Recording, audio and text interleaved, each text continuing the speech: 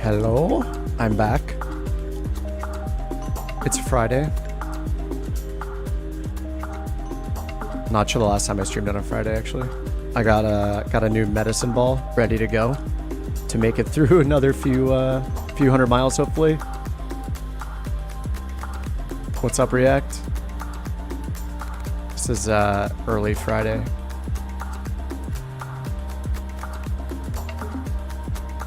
Oh, you're gonna play in VR, nice. Yeah, VR is awesome. I should do it more often. I just hate how many cables it takes, and obviously like streaming in VR would be really, really difficult. But VR is amazing. Fabio, what's up? All right, we're picking up where we left off yesterday. Someone's already here, ready in a. Is this a Boeing? I'm so bad with telling the airliners apart. I have no idea. I mean, whatever it is, it's pretty. Hey, Ryan, what's up? Anyway, I'm in the Grand Caravan because we have a short runway to start with today. This is Sal Junction in Utah, where we ended last night. So we're at 6,000 feet elevation. But this runway is not too short. It's 2,900 feet, but it's dirt, so I feel like I'll be switching planes a few times today. And I might attempt to do one of the very short legs. There's kind of a short leg between this strip called the Navajo Mountain and Page Municipal. Oh, no, sorry. From Page Municipal to Marble Canyon. Looks like it's only about 12 miles, and it might take a while, but I thought it might be hilarious. I think Delta Tango suggested it last time, is you should do a leg in the Juice Goose, so I might give it a shot. 12 miles might take forever. I have no idea. I mean, you could drive 12 miles in a car pretty fast, but obviously we're talking about a freeway, and I don't know the terrain in the area we're going to be in, so the elevation is about 6,500 feet there, so we'll see what happens. I don't know. I just thought it'd be silly and challenge accepted moment. All right, I'm just gonna Control E this thing, get it started, and bring up the VFR map. We're at 01 Utah. And our first stop is Blanding. 44 nautical miles to Blanding Municipal. But from there, we're going to turn southwest. And after a quick stop over here, I don't know what's at user waypoint 1. I tried to look on a map. There's a city over there, but it's swinging us south over there for a reason, I guess. And then we go to the northwest and we join up at the Colorado River and follow that down. And then we end up after that at the Grand Canyon.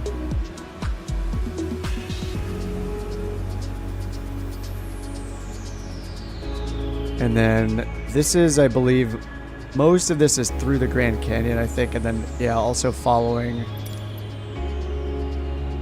I think that's still following along the Colorado, right? Checking right now. Let's see. Yeah, there's just a lot of waypoints just following the Colorado River. The Colorado River is the new Mississippi River for us, it looks like. So that should be pretty fun. What's up, Gabe? Hey, Pirate. All right. Got this imported. Man, every single time I gotta...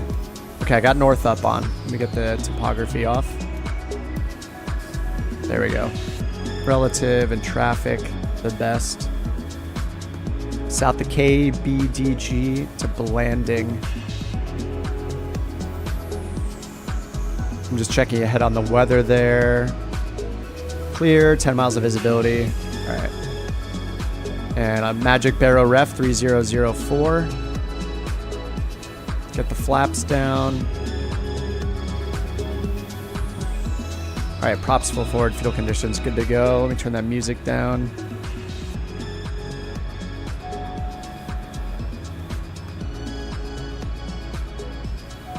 Low vacuum oil pressure. Oh, this is happening because I had my mixture knob in real life at 0 and did the quick start, so I should have put that to the middle position before I started it. So it detected me moving it from the cutoff position and counted that as moving it to the cutoff position, which is always weird. All right, get it restarted. What's up, Raccoon? Again, sorry in advance for any sniffles on the microphone. This cold will not go away. I have a feeling I'm going to be sniffling for like 2 more weeks. Not the best time, but, you know, could be worse. All right, strobe, landing light. Outside our temperature is 8. I'm going to turn pitot on in advance.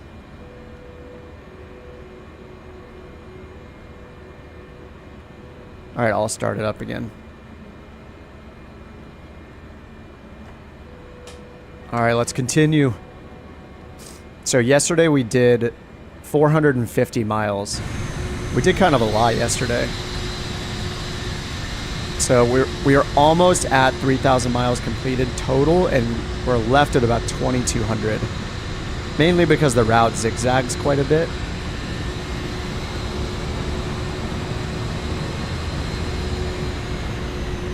Probably could have shaved off like more than half of the places we went just because there wasn't really much at a lot of those places. We ended up going to all these spots and having no landmarks really like pointed out to us, anything like that. I couldn't tell where we're going. We're gonna get across the country though, damn it. All right. Fuel conditions high. We're gonna take off and head directly to the south.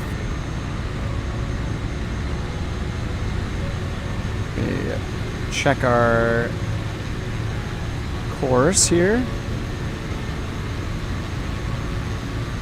And safe altitude for the first leg says 12,000 feet, but then we drop drastically down to 7,000. All right, yeah, pretty much straight south. 176 for our first course. All right, parking brakes off. Let's get inside. Let's get going. I'm in the default Grand Caravan. I just wanted something, you know, something comfortable to take off in dirt. So G1000 for now, but soon I'll have no avionics in the Juice Goose.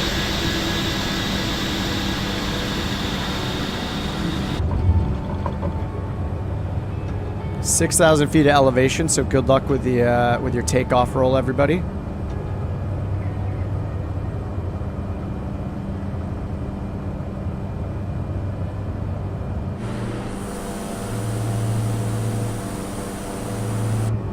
Do a quick circle around the field first before we get on our way.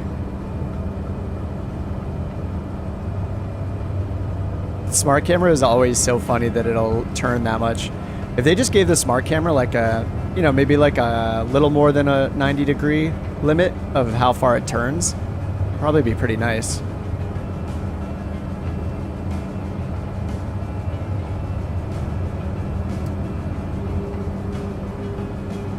Oh, is Zen Music gonna make it? Oh no. I think he just hit a tree. Can't tell. Oh, he's disappeared. Zen, no. Hey Thomas, what's up? We're at 01 Uniform Tango.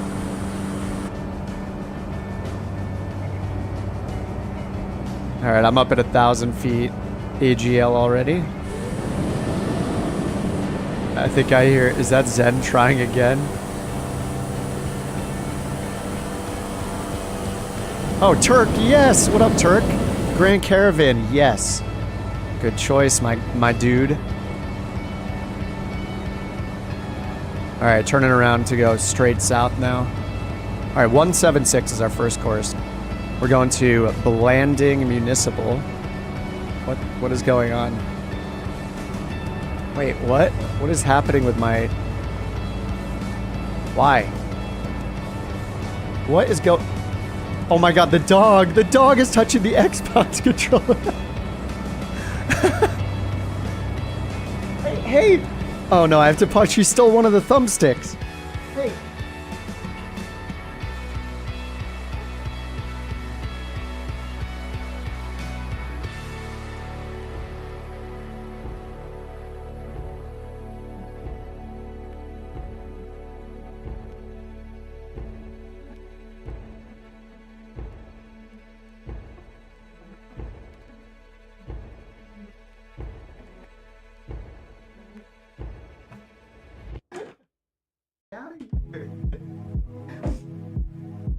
Why? That is, that's one way to start it. I thought that she was gonna do that. Okay, yeah, the puppy, the puppy just stealthed in here. I have the Xbox controller plugged in to the PC in case I fly the Juice Goose. She ran in, and I have the Xbox Elite, which has magnetized thumbsticks, so you can like swap them on and off. And she ran in and started just biting it and like pulled it off and ran away with it. Sorry about that. Puppy strikes again.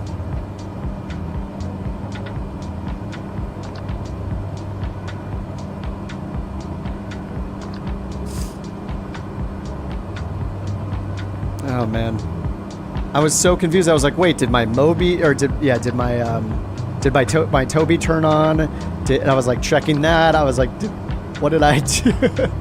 Let her live.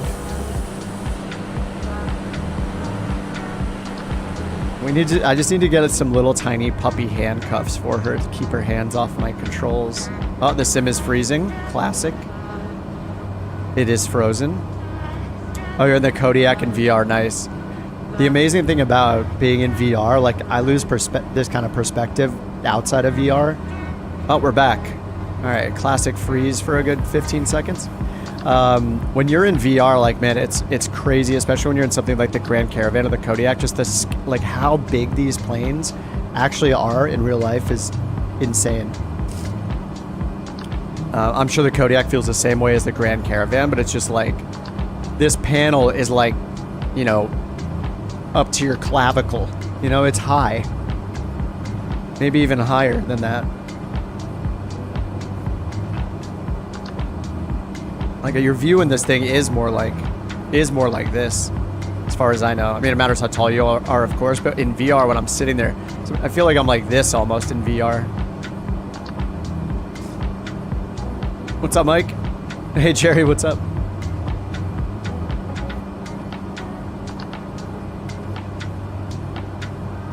Ryan is in. Nice. You can always use. You can always catch us at another airport. The first one we're going to is 40 miles away. We're going to Blanding Municipal, still in Utah. But after that, we're going to stop at a little strip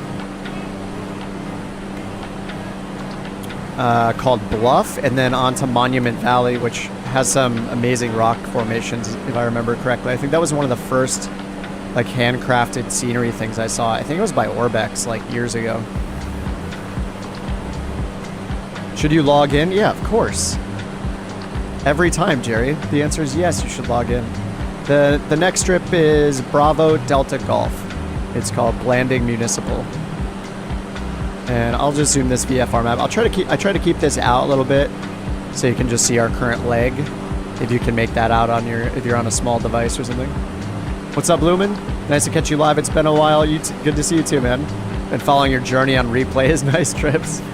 Can you turn the chat display on? It should be on. Is it not on? Sometimes it just stops working, but I do... Where is it? Yeah, I do have it on in the bottom left, it looks like. Is it not showing up? It should be in the bottom left. Maybe I need to... Maybe it's just... It comes on and off sometimes. It's kind of weird. Oh, it is showing. Okay, cool. There, I just refreshed it. Hopefully it's down there. Yeah, sometimes that the chat widget just stops working and there's not much I can do about it, but... Alright, who's in the airliner? Oh, nice. Alright, got a escort.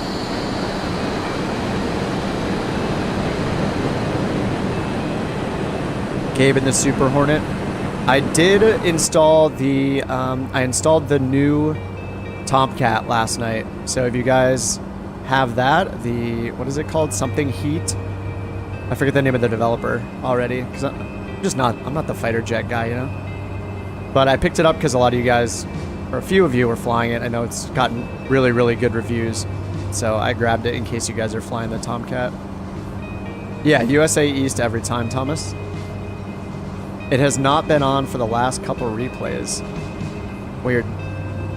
Yeah, I changed nothing about the chat settings, so it should be there. If it's not working, I'm not sure that I can. Sometimes I can refresh it, but yeah, maybe there's a setting I can turn on that'll fix it or something. I can try this, refresh when it becomes active. Maybe that will help fix it.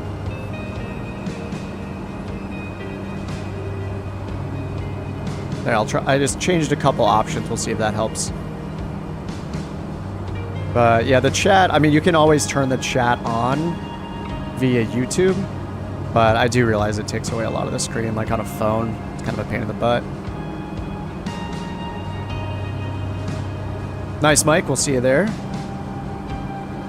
Yes, we got some explosions in the sky style music happening right now.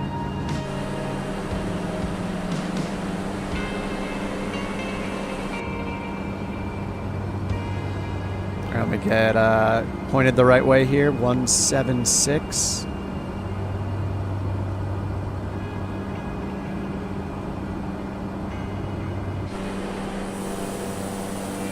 Gonna start a little slower today. The Grand Caravan. I'm probably gonna get really slow in 1, 2, 3, 4 more airports. When we stop at Page Municipal. Yeah, when we stop at Page in Arizona, I'm gonna attempt to get to the next strip called Marble Canyon in the Parallel 42 Juice Goose ATV. So if you guys want to fly really, really slow planes or helicopters, that'll be a good time to do it. I think it'd be fun to shake it up a little bit, and I thought it was hilarious. Delta recommended it yesterday. I was like, oh my god, that's a great idea. Loved your landing to the freeway yesterday when the anthem played. That was a little bit scary of a landing. As I got closer, all the like artifacts and like the little pieces of, you know, triangle jutting up from the freeway was, yeah, it was a little scary. I thought I was gonna hit a wing on one. I was pretty lucky. I like that rule as well. It's all Chris's fault.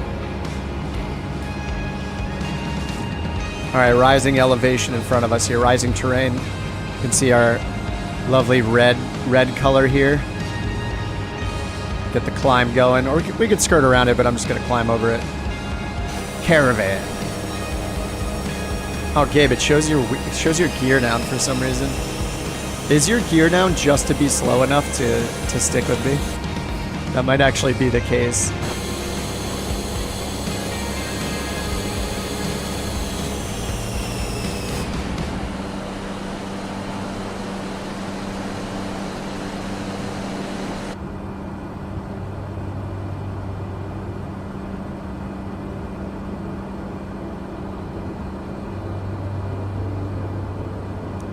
Every day, regarding the forced landing music theme song, pretty much every day or every stream, I'm adding a couple songs to the playlist in a furious attempt, a desperate attempt to try to make it less and less likely that happens to me. But sometimes I also remove songs, so it's not always getting worse. It's not always getting to be less likely. I'll hear a song and be like, that sounds way too much like elevator music. Let's get rid of it. Trying to keep the playlist fresh, you know?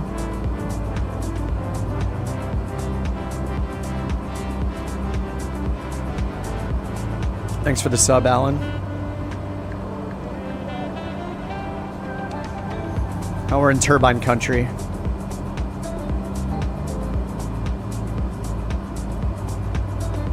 Wait till it comes on during VAT Sim. Oh no. I forget. I'm pretty sure you can request to simulate engine failures and stuff on VAT Sim.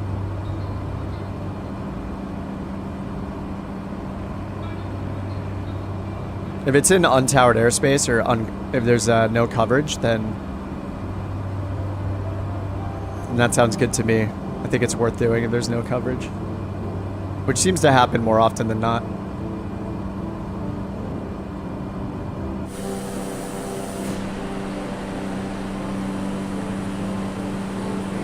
I picked up so many livery packs. Like I picked up even more during the sale.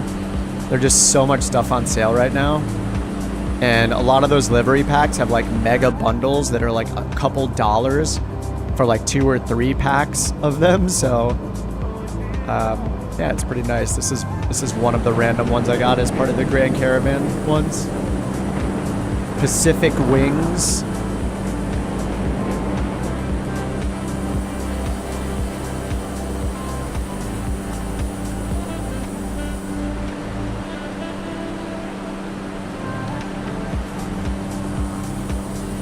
Wait, there's somebody back there named Like Mango.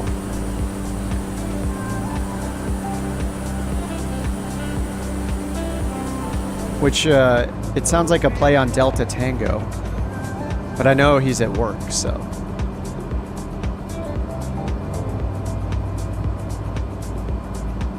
After KBDG, it is Bluff, 6-6 Victor. And if you're on PC or Xbox even, I guess you could do it on Xbox. I do put the plan file that you can import in the Discord every day on the Group Flights channel. But it's too late if you've already loaded in, kind of, because it can break the entire flight plan if you just change like the departure, which is super annoying. Like in this case, you would want to like load it up and then delete the first 2 waypoints, or just set the 3rd waypoint as a departure, and it's just, yeah, it's a pain in the butt. Yeah, we're going KBDG, so that's Bravo Delta Golf. That's our first airport. That's the airport we're going to right now. And then after that, 66 Victor. 6-6 Victor, that is Bluff.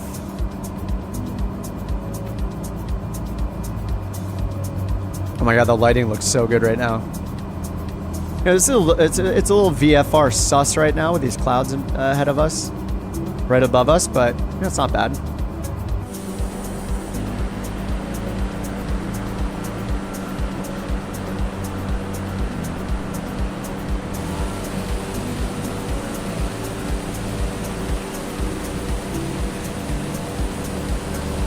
Looks like the peak to our west is about... This guy's about 12,000 feet, supposedly. Yeah, I'm at 10,500.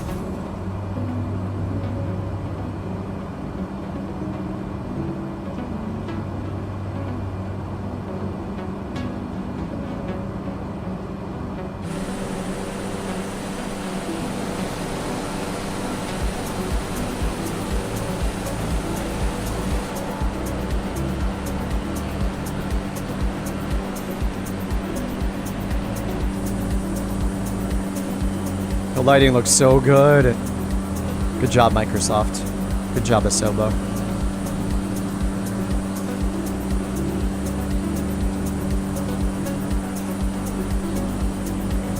Look at the like just low clouds here. You can kind of see the very, very light, you know, lightly covering our view of the mountain. Beautiful.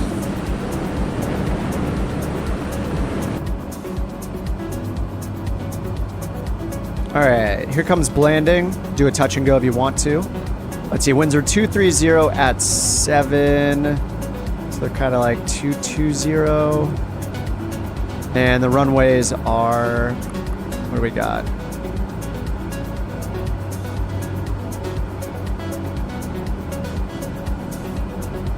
Uh, 17 and 35.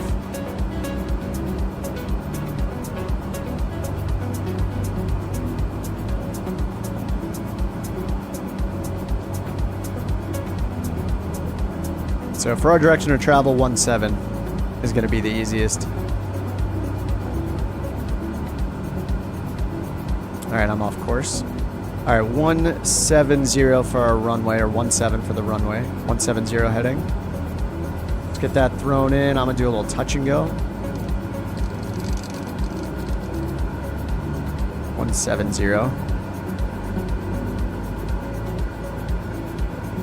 There it is right in front of us. If you guys see Mike down there, or the Manas, there are beacons right now. Dude, look at the lighting. This looks so good. Every 3 minutes. Oh my god, the lighting. The lighting. The lighting.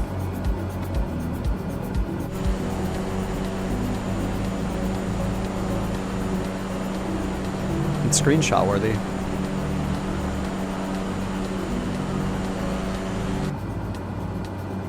Alright, this is a hard surface runway. Hard surface runway, 5,700 feet. You can see the lights at the threshold there. What's up, Soul? You were doing some work on a Friday? Just get out of there, dude. Yeah, fire it up. Don't worry about the work. Just, you know, come fly with us. I hope some of you guys got a nice like early day today and stuff like that. Long weekend, or already have the day off. It's nice to have 2 weeks off, like I do for work. Or I took 2 weeks off, but it's like getting sick on day one of vacation. Not the best thing ever.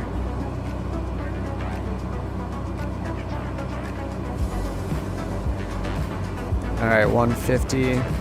What's the first notch in this thing?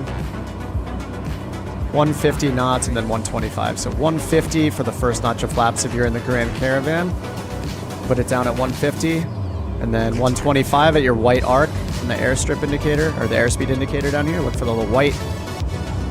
The white is for full flaps, not for any flaps. A lot of the time your first notch can be way before the white arc. All right, a little touch and go. And then you can see on the map, we're going to continue south. The 6-6 Victor.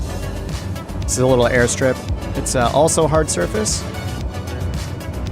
And our elevation has dropped drastically. We were supposed to be at safe altitude at 12,000. Now we're going down to 7 after this, so. And this airport elevation is 5,800. Yes, Gabe dusting it up. I'm just going to leave one notch of flaps in for the touch and go so I don't have to mess with grabbing my flaps and putting them back up. But if you do full flaps, make sure you pull it back to takeoff flaps when you give it takeoff power again.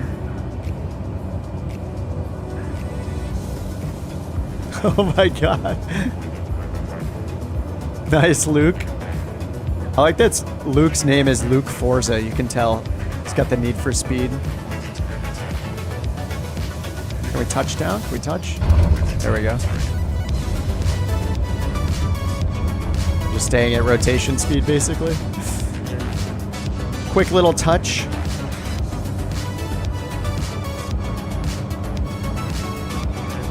Trim it back out. All right, little right turn here. 190 for the course. We're going to 6-6 Victor. See if I can see some of you guys touching down.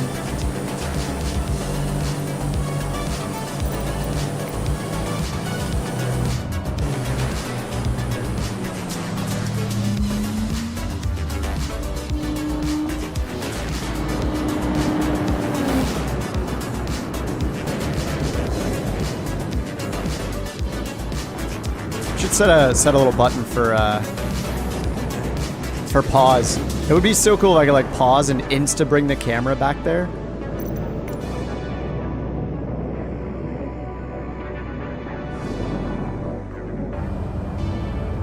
Maybe there's a mod for that would be kind of a cool mod. Whatever the nearest airport is, it like brings the drone camera there automatically. I wonder if that's possible. All right, 6-6 Victor is up next. It's only 20 miles away. Runway 21 at 6-6 Victor. Let's dial that in down here. 21, 210.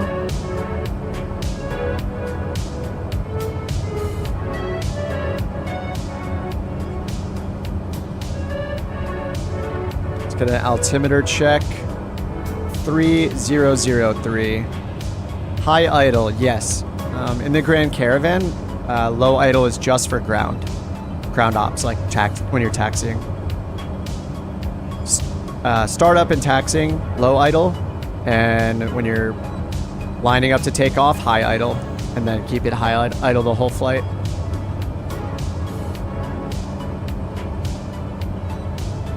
And I think it's the same with the Kodiak. I forget the Kodiak actually. You might be in high idle almost all the time with a Kodiak.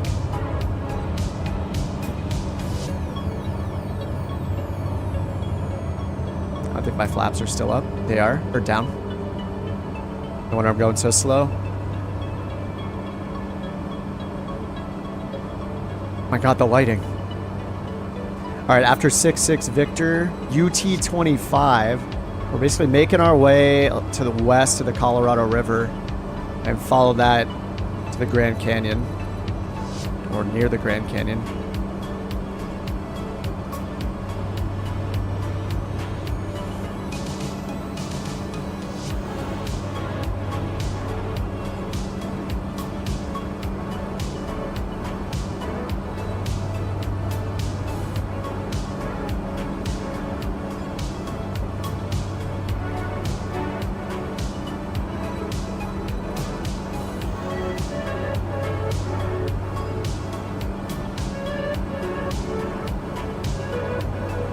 Hopefully we don't have any stream issues today. Last night when my friend streamed for the first time, he ran into the same thing I did during my stream with YouTube, like dropping all of the, like going buffering and all that, so see how it goes. Hopefully it doesn't happen again. Seems like they've just been having issues this week. I'm not the only one. Oh, it's a mistake having so much downloaded now. I know, I did the same thing. I really like to, I'm gonna do a 360 here to, actually I'll stay ahead. I like to be grouped up with you guys, but at the same time, if I'm a little bit ahead, that lets me get the camera ready. Watch you guys come in en masse. Yeah, I've downloaded a ton of things recently too, so I feel your pain. It can take a really long time. Makes me want Flight Sim 2024 even faster, since they're one of their big focuses for the sim is a lighter client. So I assume that means it's going to download a lot more and stream a lot more data, but I mean, if that increases load times and performance, like, it's going to be great. All right, Bluff 6-6 Victor is at 4,400 feet, about 4,500 feet, 3,000 foot runway. Let's see, winds, what do we got? 230 at 7 is still the nearest.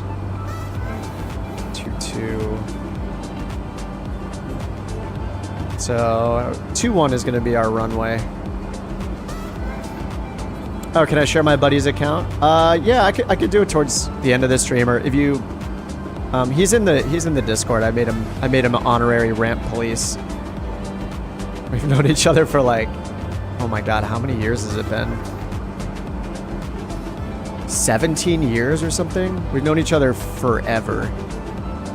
But yeah, he's super into Star Citizen. So usually after the stream, I grab a bite to eat and go to playing Star Citizen with him and our friend Turk, who is on the flight here too. I think Turk's back there somewhere still.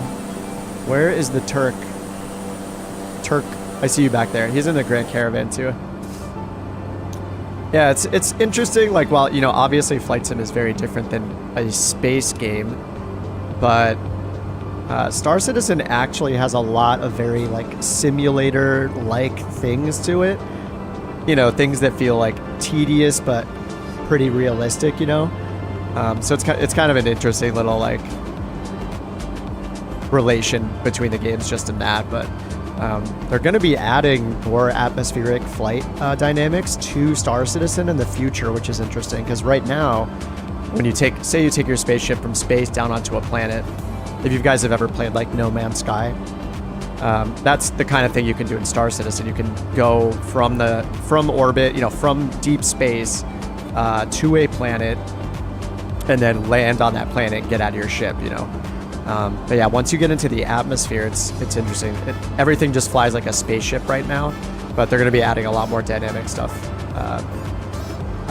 flight modeling and flight characteristics to it in the atmosphere. It should be maybe a wake-up call for a lot of space sim pilots out there when suddenly they really have to think about the effect that atmosphere has on their plane and its flying. But yeah, it's been pretty fun playing it. All right, looks like Hunterson is the first one in down here. I think I can't make out the runway quite yet. How far do we have here? 2 nautical miles. Where is it? Is it right in front of me? 500. 500. I think I'm missing it. Where is it?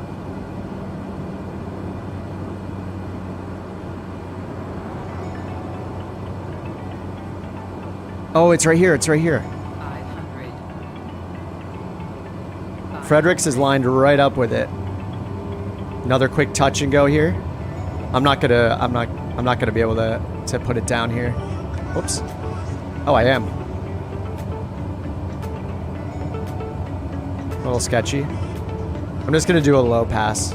This is too dangerous. Too fast to touch down. 220 knots? No way.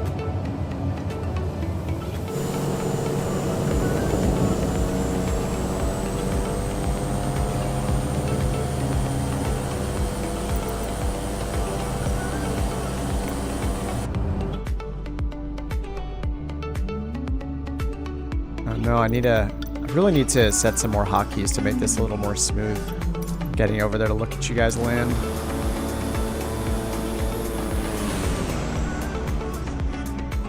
Or see you guys touch down. It's a pretty thin strip.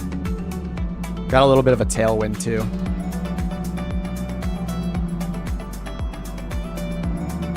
Sam. Arisim? What's up? How's it going? Welcome. Blumen says he has to go to bed early morning tomorrow. Merry Christmas, happy holidays. Same to you, man. Have a good one. Hope to join and fly with you next weekend. Sounds good, man. I should be around. Everybody getting their little touchies going on here.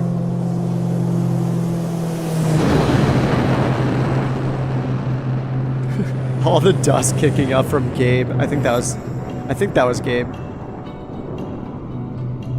Next, we're going southwest to Utah 25, Uniform Tango 25, which is Monument Valley. I think it'll be worth doing a full stop there to look around at all those rock formations that are there. If I remember correctly, there's some awesome stuff to look at. All right, Turk, no pressure. You're coming in nice and smooth. I love the Grand Caravan. I feel like the Grand Caravan's like the best kind of second plane to fly. Bierman's got the global shipping livery on.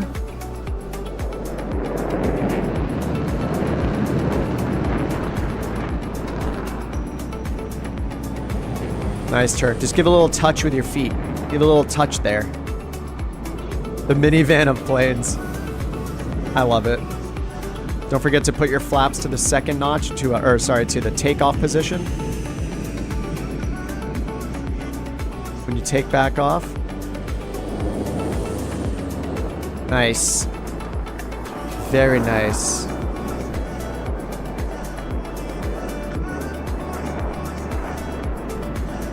Nice, Victus. Victus is like me, just going like 120 knots over the runway. Alright, let me get back in. Oh my god, this looks so cool here.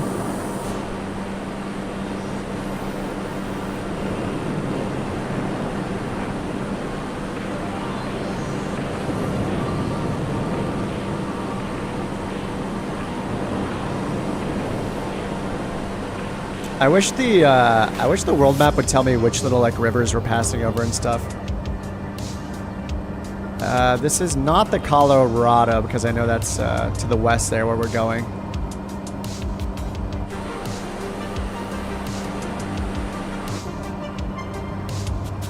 Jerry says, do I have to log off and back on? No, you should be able to switch it. If you don't see us, you need to go back to the world map and make sure you have all players turned on. in the multiplayer option. Here are the instructions in the chat for you. Yeah, unfortunately, if you don't set the world map to all players first, then Jewel is saying they're having issues as well. People flashing in and out. I feel like it hasn't been nearly as bad with the like multiplayer issues. People like flickering in and out as it used to be. The world or the sim update did do a good job of fixing a lot of that for me at least.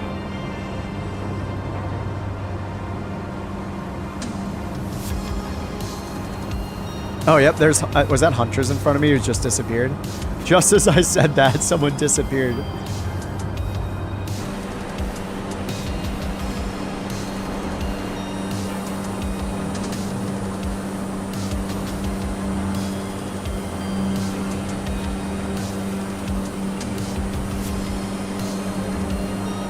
Oh, it's still as bad as before for Nick, too. It's so weird. I haven't had everybody disappear, so I don't know, maybe it's at least a little bit improved.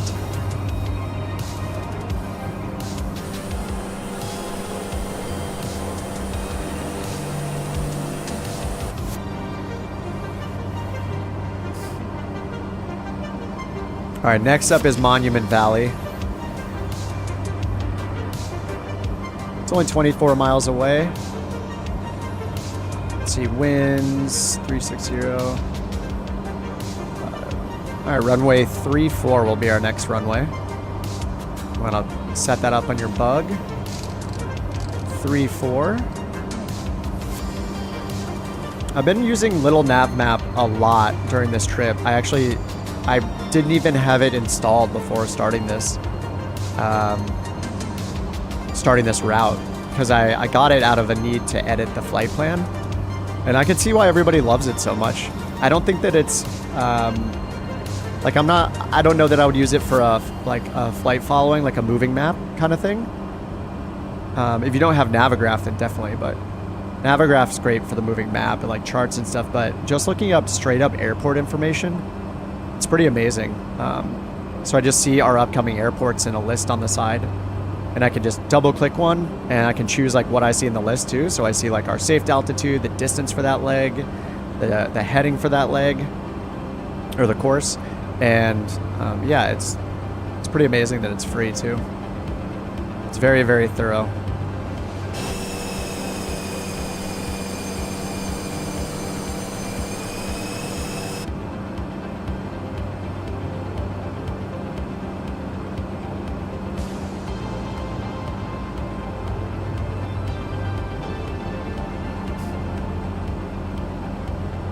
Oh, Nicholas says he can... Oh, the most frustrating thing, you can see yourself in the stream, but people keep disappearing.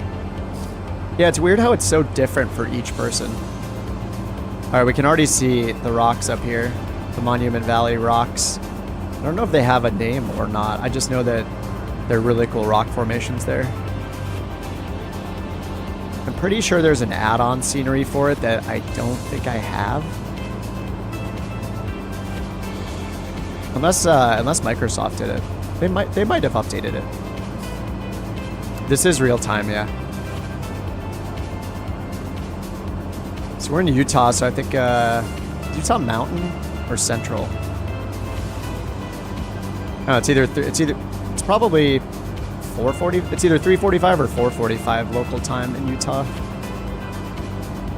You know, some states also don't observe the same like daylight rules as other states, mattering the time of year. Like, isn't Arizona a no daylight savings state? So I know part of the year Arizona and California have the same time. I think when California is observing daylight savings and Arizona does not. Something like that. It's interesting. San Juan River. I really wish I could get that information on the world map on Navigraph, but it mostly points out cities. So sometimes it's kind of challenging to find where we're flying. It's, you know, if it's not just a city name. Oh, Elf says the formations do have individual names, and Stagecoach is one of the more famous ones. Not sure I've actually ever flown here either in the sim.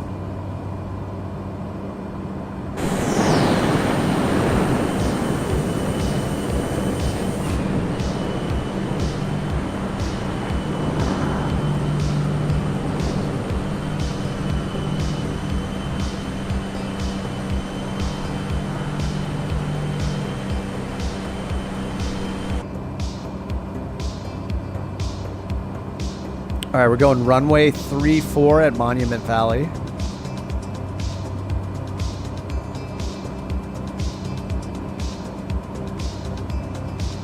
Let's see, where's the airport in relation to the rocks then? Not sure if we're gonna want to land first or fly around first.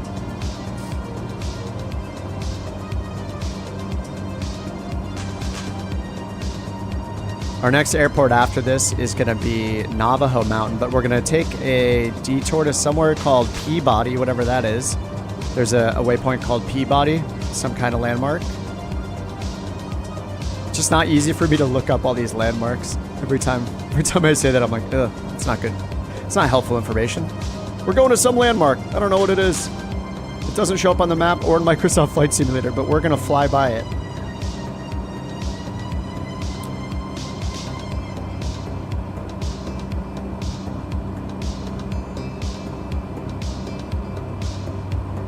Oh, to the west of the valley? Okay. We can fly around the rock formations first then, sounds like. But our next airport's going to be Navajo Mountain, 04 Uniform Tango, 04 Utah. Move this out a little so you can see that. But yeah, this has us flying to the south a ways, down here to this user 01 waypoint.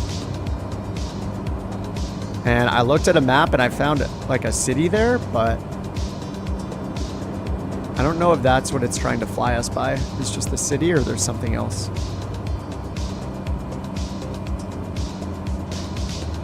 And then after that, we're just joining up with the Colorado River and following that to the Grand Canyon.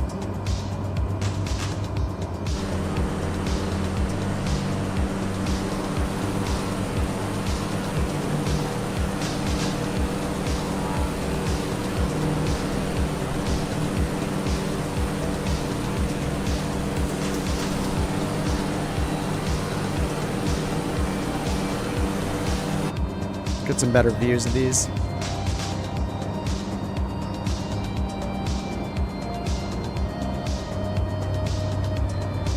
Yeah, I'm not sure if this is the custom version of these of the rock formations or not. They look pretty simple. The shapes look pretty simple.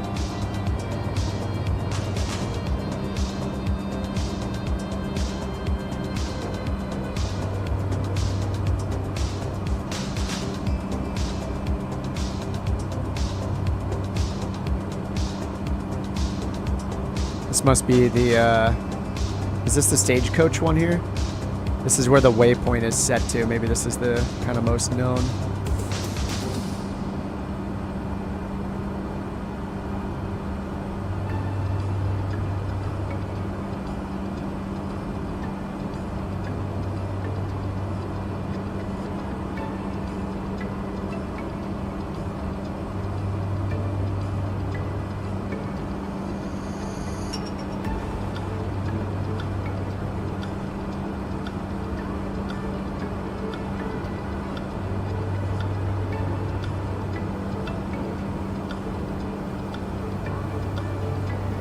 All right, field in sight. I think, is that the, maybe not. Oh, it's over there, where Eagle's at. There we go. So there's runways 34 and 16.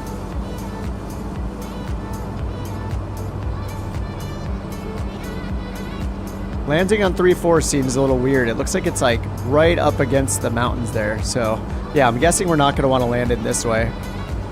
So I'm going to land on 16.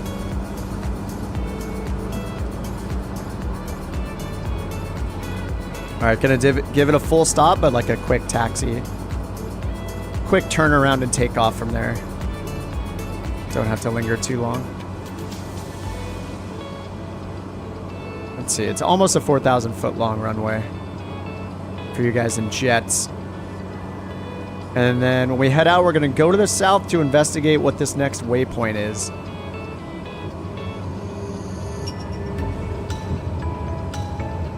The next waypoint is near 38 Alpha Zulu.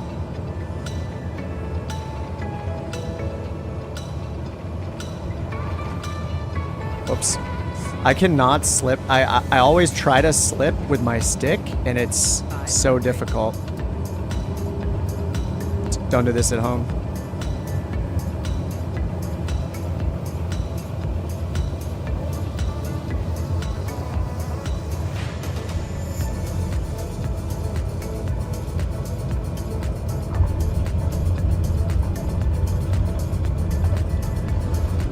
Reversers. Reversers might not help. Oh no. Oh no. Oh, the reversers aren't working. Oh no, I messed up the reversers. Oh, I have crash damage on.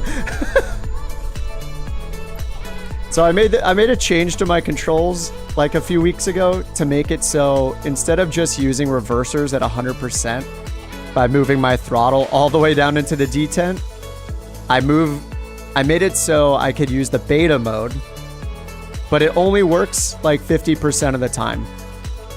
Maybe less than 50% of the time. So I thought I had switched into reversers, but it just didn't switch to reverse mode. I should probably change it back to just do full reverse like I used to, because it's killed me multiple times. I mainly did it for like for feathering like properly, not feathering fully, and then for the beta mode and things like the M500 and what is it? The M500 and the MU2, I think, as well. Will it be a full stop? It was for me.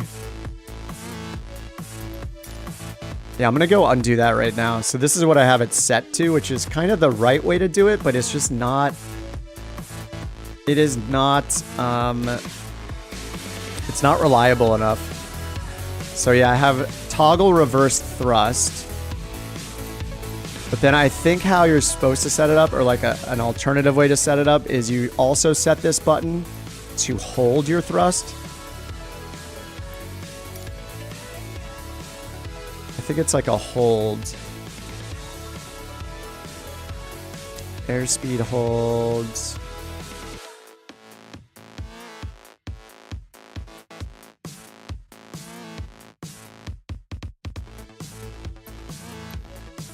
Like physically, if you were actually touching a real reverser in a plane, you would know, right? You just keep pulling down into the beta mode after you like pass the lock or whatever into beta range.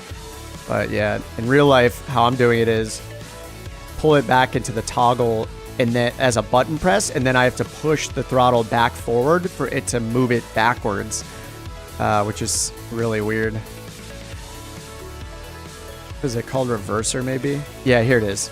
So instead of just toggle, I should just do this. Hold reverse thrust. I think this is how you do it. I'll have to test it to make sure, but yeah, I used to have it this way.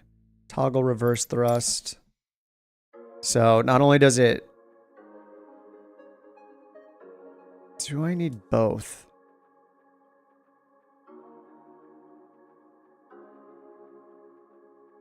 Wait, what is oh, I have propeller. Oh, that's on my other one.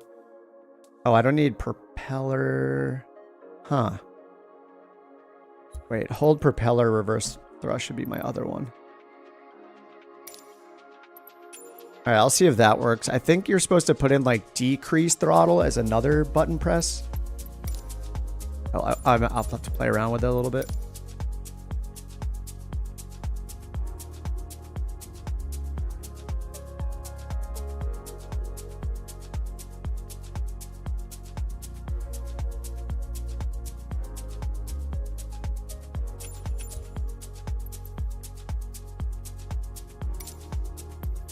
All right, Monument Valley, Grand Caravan. I think it's time for a new livery. That plane is destroyed. Have to rent a new one. Does it say Arrow Toucan? All right, there we go. I'm gonna test out the reversers real quick. If for jets, reversers 1 is for reversing your prop pitch. I forget the combo. I think one of them is also decrease throttle or something, just like almost like an F2 type of button binding. The default for like F2 just... Oh, there goes the sim. All right, we're crashed. Crashed and then crashed. All right, getting it restarted. So 2 things went wrong. We just need one more thing to go wrong. Okay, yeah. Welcome to Flight Sim 2023. I haven't been crashing nearly as much as previous sim updates, I think, so it's not super bad. And yeah, we'll be at Monument Valley. Uniform Tango 25 UT 25 is where I'm gonna load back in. Type that in there for you. Microsoft loading sim. Oh, msls. Yeah, especially if you have the world updates installed, and definitely takes forever. Hey, we only have we have less than a year of this left, right? And then we'll have super speedy Flight Sim 2024. In theory. I looked at the Navigraph survey results. I think it said like 75% or so of people said they would get Flight Sim 2024. And then 25% of people are lying. That was the result.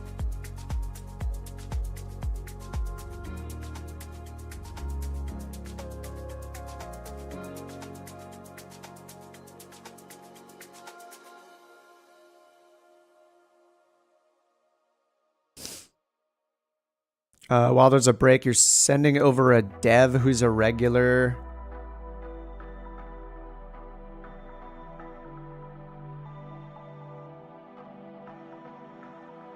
I think Dave messaged me as an aircraft dev. I will keep my eye out. Okay, cool. Sounds good. All right, we're 50% done loading. And I think the 50% is accurate. It's actually moving window by window on that house, or on that building right there. Ooh, one window at a time. I used to keep my sim pretty lean, but I have like every plane installed now. Sorry for the wait, guys. This is annoying.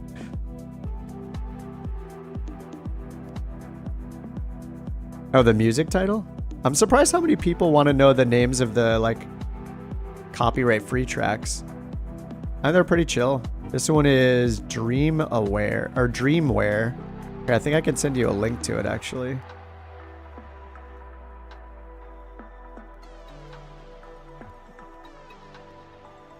There you go. Midnight Cycler Dreamware. Oh, why didn't it copy the, I don't know why it didn't copy the URL. Copy link, there we go. And there's a link to it.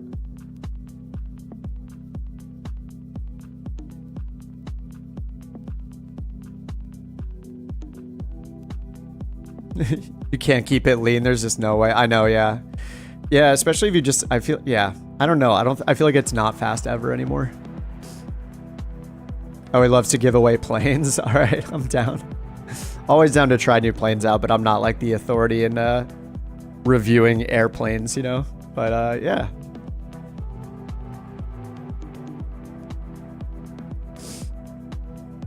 Always cool to see some new planes. I did pick up a few the other day. Oh, hey, Hangar Studios. What's up, man? Gowan sent me. Welcome, sir. I just had a mishap at Monument Valley, so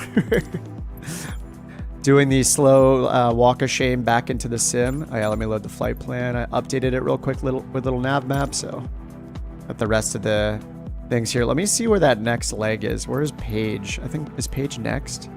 Navajo, yeah, Page Municipal, right here. Between these two, I think I'm going to attempt to go between these two, which is, it's like a dozen miles or so, with the Juice Goose and off-road it. So when we get here, it's either helicopter or juice goose time for you guys, or really slow planes. You could fly like the Velocity, but I want to take up Delta Tango on his challenge to do a leg in the Juice Goose ATV. Which it may be tedious, it may be hilarious, it may be both.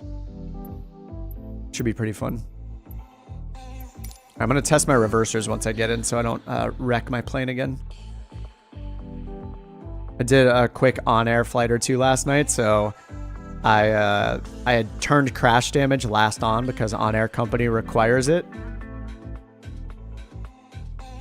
And now I turn it off. I mean, unless you're doing on-air company, there's no reason to have crash damage on. Like, if you crash, you know you crash. But at least you don't have to sit through, like, loading times again. Especially if your sim crashes afterwards, like mine seems to like to do. I'm gonna go turn that crash damage off. All right, disabled. And where stress damage also, so good to have disabled. So you can, like, open doors in flight and stuff. I would turn my Toby on.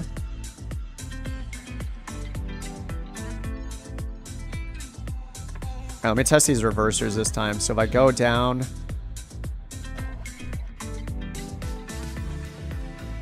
Okay, it's not working. I think I need to do decrease throttle. I think that's one more control I need to put in. Oops, that's my mouse. Bravo. I think decrease throttle.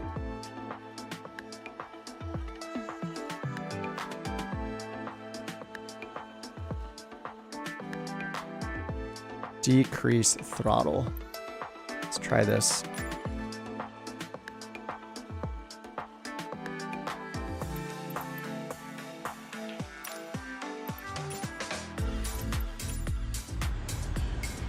Yes, there we go.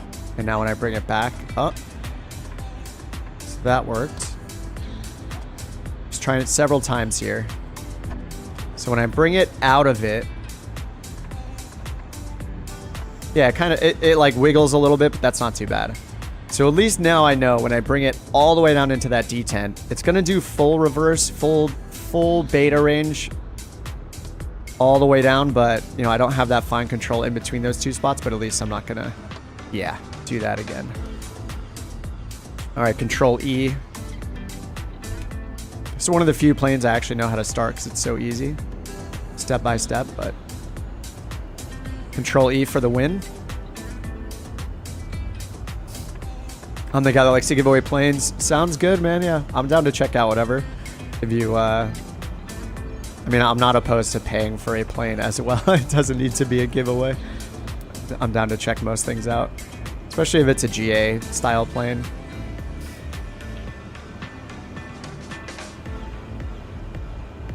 If he sells 2,500, he has to pay for a trip. How many people do you think are on this stream? He has to pay for a trip to Vegas. Well, you guys are going to have to be there next year anyway, right? For Flight Sim Expo, so maybe that's what you're talking about.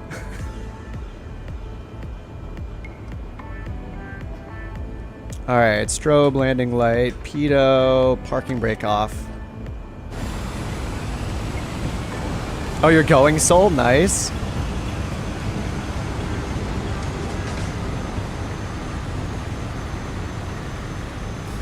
My God, what's up, everybody? I'm so sorry, guys. You guys have been waiting here for so long because I'm an idiot. So I apologize. Oh, look at that M500. Oh. Are my rudder pedals? Hold on, are my rudder pedals right here? Okay. There we go. I'm still using the twist axis. By the way, no rudder pedals since I got my standing desk. All right, set the altimeter 3002, it looks like. Good turn around here.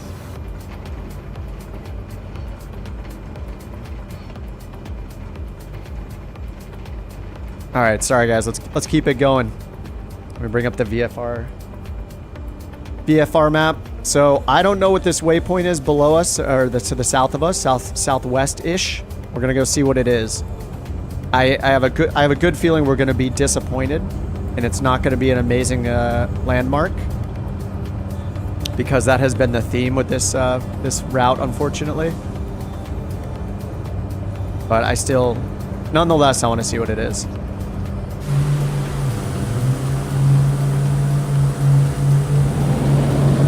Let's go! Woo. Turk's got a rainbow sighting. Yeah, these clouds do not look great.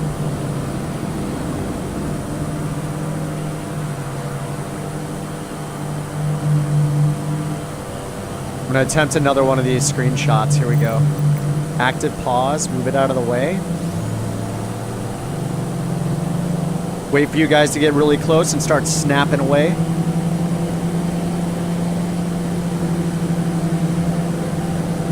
Yes. You look gorgeous. You look great.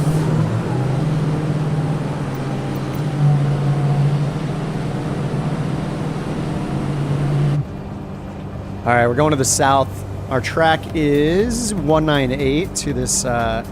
It says Peabody is the label for it in little nav map. I think it might just be taking us to a city down here, but it's kind of a ways off, so it better be important. You can see the rain out there to the southeast.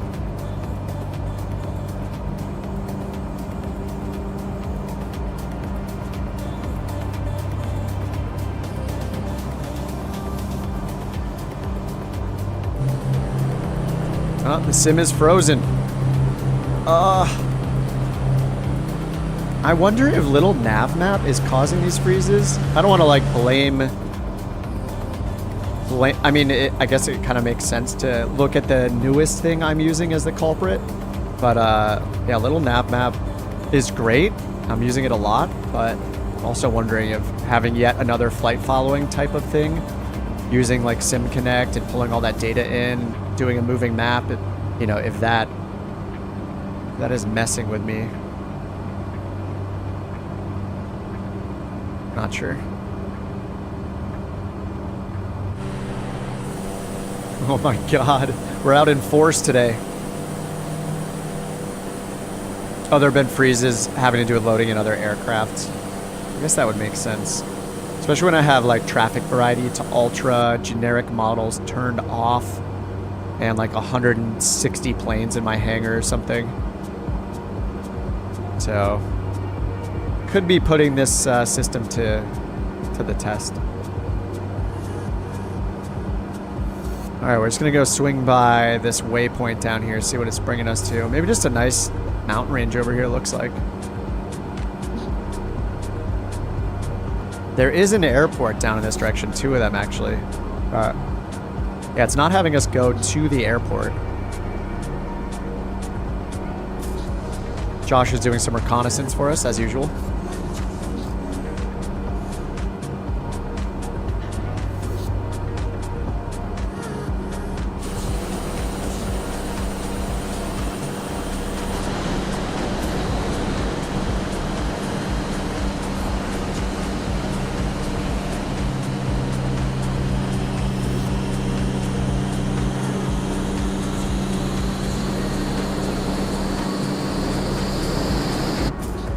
Getting some sprinkles. Yep, I got real weather on as well.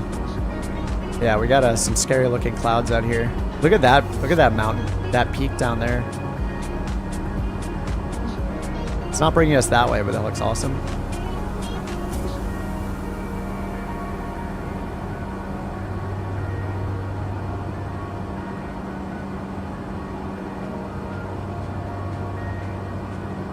So at Peabody, it's taking us to the intersection of the US 160 and Arizona Highway 564. Does anyone know what's over there? I have no idea what's over here. And then it has us go to the north, and our next airport is going to be Navajo Mountain, 04 Uniform Tango. And then we'll be connecting up at the Colorado River right north of that. Taking that down to the Grand Canyon. Looks like Red Dead 2. Look, Gabe's horse is kicking up all the dirt as well. Definitely Red Dead vibes. Oh man, dude, just the terrain looks so good here. Look at that. That is 100% handcrafted, right? Like, look at that thing. The detail in that looks like way more than anything else. I think Rex is doing a lot of the heavy lifting here too. Look at this little spot down here too. What is this? Party house. Party in the desert. Uh-oh. This will be fine. Caravan power.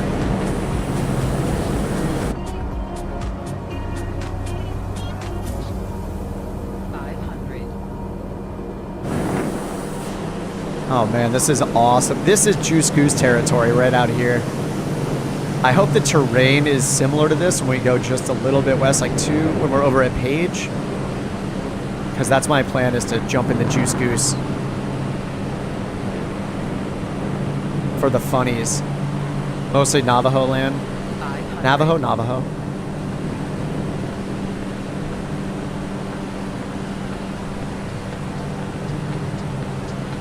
Yeah, we're going to be landing at, the next strip is called Navajo Mountain airstrip. Or sorry, Navajo Mountain Trading Post.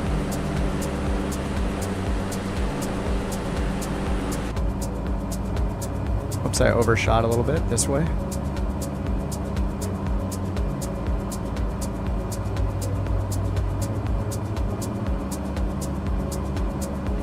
This is so cool looking out here.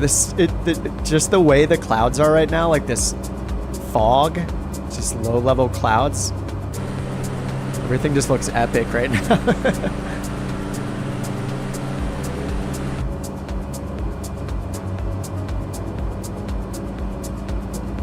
We are definitely breaking the VFR rules right now. As long as we get low enough, we can see the ground, right? This will be fine. Dude, look at the like sunlight peeking through too. That is awesome.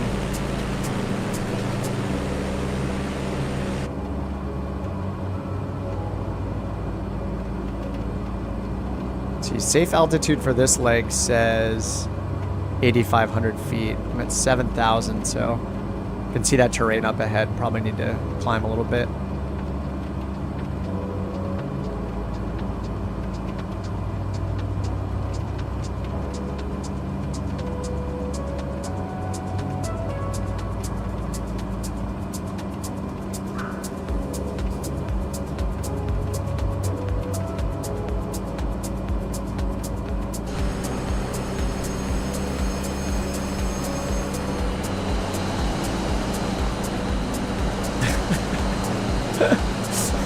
The little wave. well done.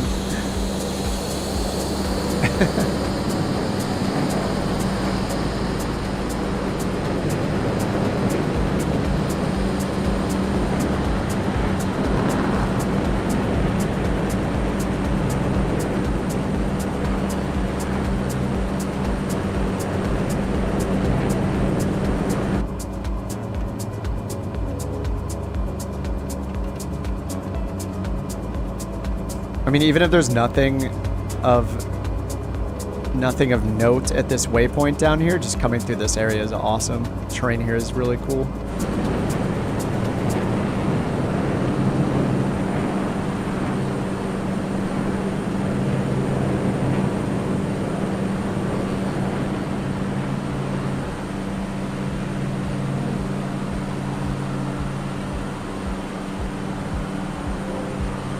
Pull up, Victus. Pull up. Pull up.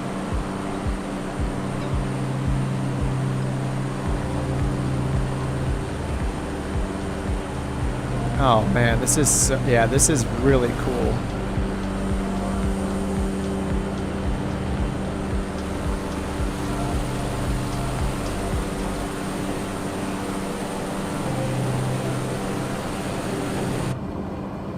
I mean, I have a feeling this is why the waypoint is there, just for this segment here. Yep, get some rain now. It's cold too. It's 3 degrees outside.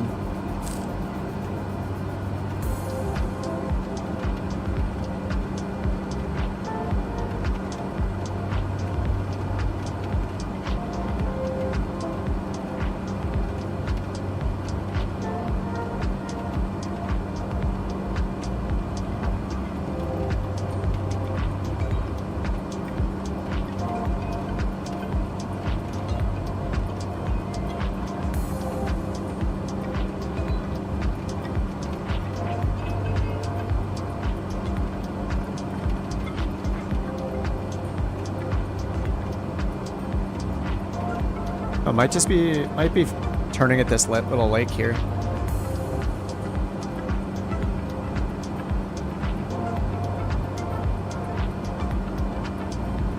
Man, that just cleared up instantly. That was so cool.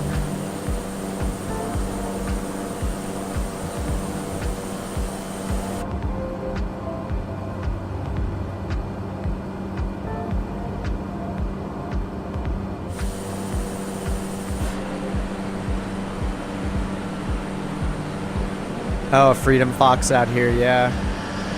Well, we got a caravan. We could land wherever. Caravan's pretty good. It's no Freedom Fox, but it's still pretty awesome. It's pretty capable. Man, this is great. I think this is so far the coolest part of the route. 100%.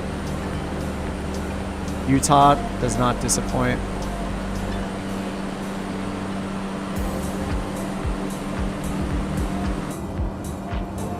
Yep, and it's got us just turning to the right here and just going back north. So we're going to Navajo Mountain trading post, 04 Uniform Tango, 04 Utah, 04 UT. It's our next airport.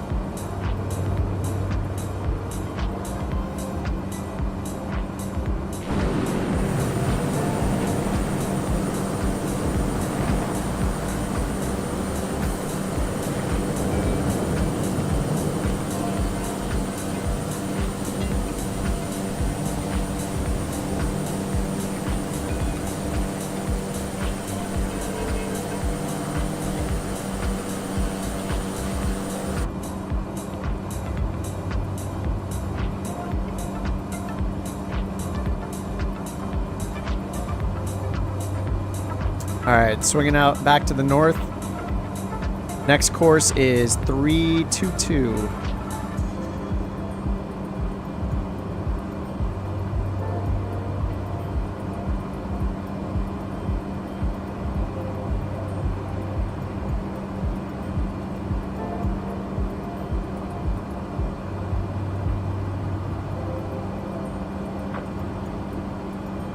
That was awesome. Dude, the weather was, I don't know, I don't think it could have been any more perfect than that.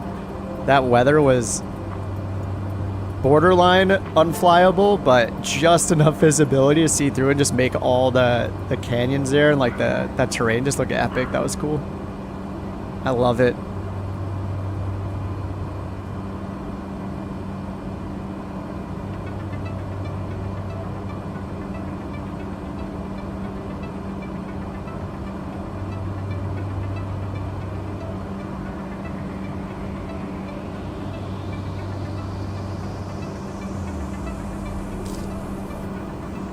Oh, hey, Gary, what's up? Oh, your game name's Yerbit. Oh, you were with us all on a leg yesterday. Nice, dude. Thanks for joining again, man.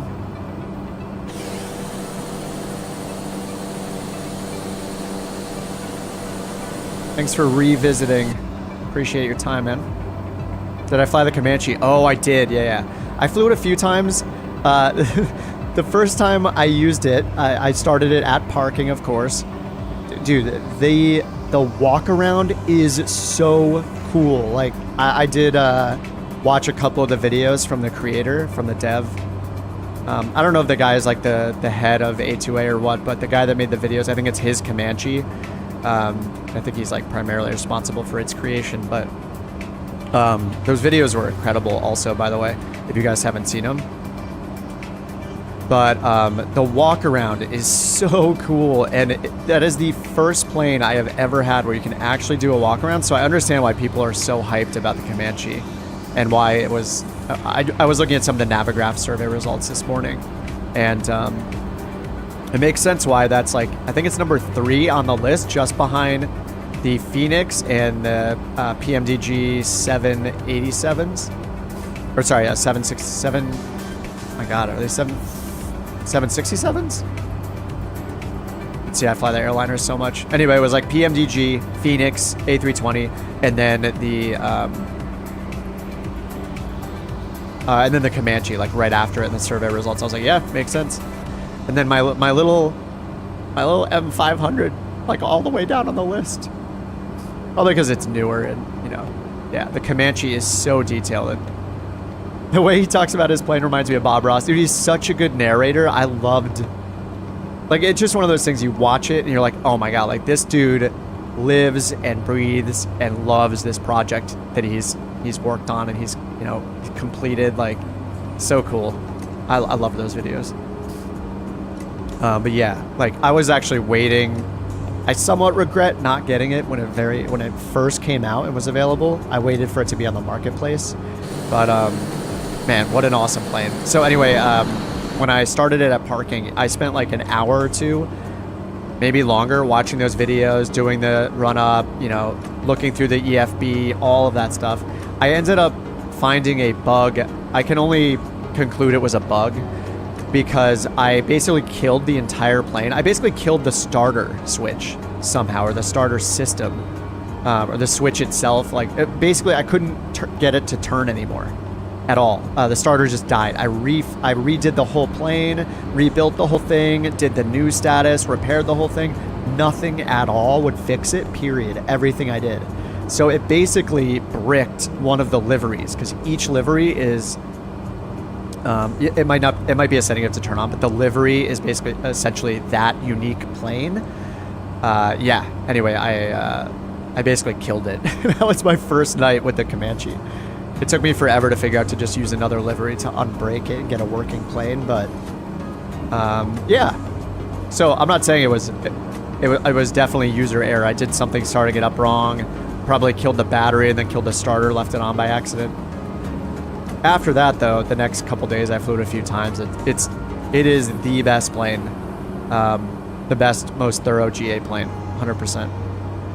I usually like something a little faster than that, so that's why I'll reach for the M500 pretty often. But yeah, I mean, if you guys don't have it, I would 100% get it if you're interested in having a Comanche, having a plane where you can do the walk around. You can, you know, you can use the fuel sumps. You can check I don't think there's any like bird nests that happen in the intake in the front or anything like that, but the walk around is incredible. You fill it up during the walk around. You can check the oil and drain and refill the oil and see the like transparency of the oil go down and down as you replace it with fresh oil. It's just crazy. Every single start is a little bit different. How long it takes to turn over and get the prop actually going and get the engine started. Like, I don't know. Absolutely amazing. Oh, Scott Gentile. Yeah, I mean, those videos are some of the best. I had such a good time watching those. Yeah, Enon, yeah. I did find the persistence by livery. I think I had it on, but I was just surprised that even with the full overhaul, rebuild, new state of the engine, I could not get it fixed. Like, I tried all of the options to get it fixed, and I just couldn't do it. Definitely it's a combination of user error and maybe a bug. But anyway, I figured it out. I think I turned the livery thing off, quit the sim, restarted it, and then I think it was fine. But if I just, you know, RTFM'd,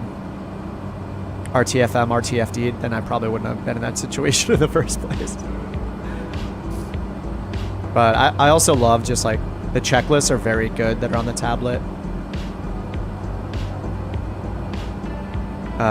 You can turn on passenger visibility, I'm pretty sure, right? So you can see your dog or cat if you have that Got Friends mod, which is really the most important thing.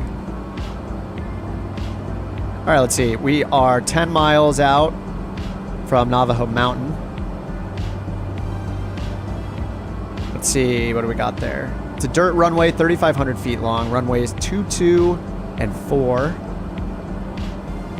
And winds are calm, so if it's against that mountain, we'll know which direction to fly in.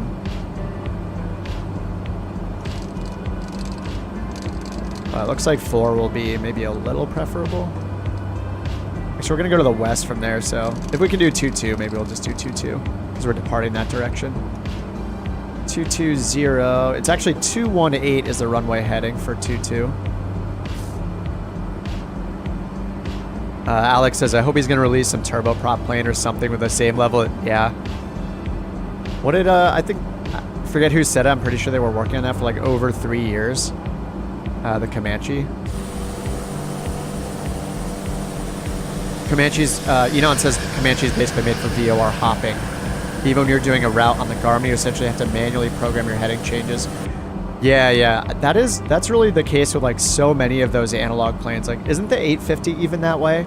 And I was flying the MU2 yesterday, and it has the HSI where, you know, the course is not synchronized with your GPS, so you have to change it manually every time. I'm very bad at doing that. Every single turn, you need to update it. Yeah, it seems like it would probably be more a little easier to use VOR since you're not going to be changing the course as often as you are GPS waypoints when you're just passing over so many fixes.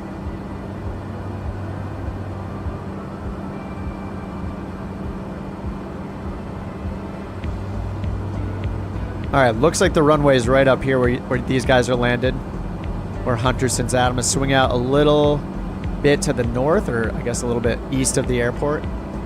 Get lined up, do a little quick touch and go, and be off to the... We're going to continue to the north, actually, after we touch down here. I'm just going to do a quick touch and go, as usual. And then we're going to go north and find the Colorado River.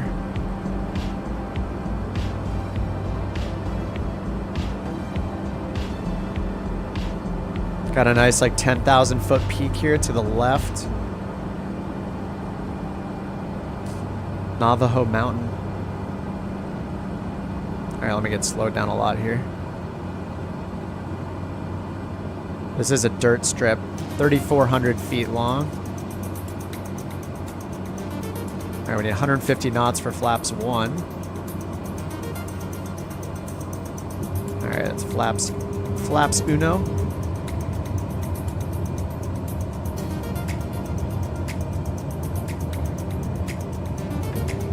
Alright, full flaps.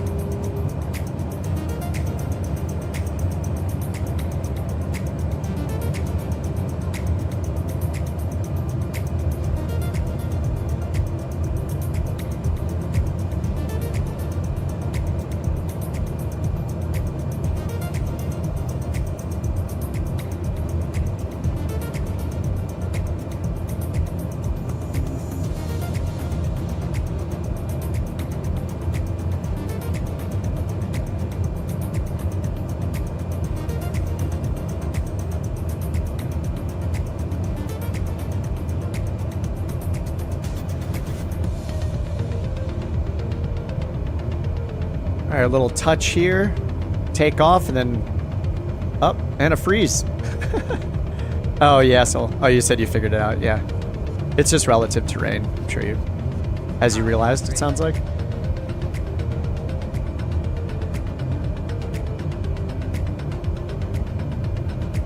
Trip, did you land on the road over there? He needed a longer runway for his, oh no, he's in Kodiak now.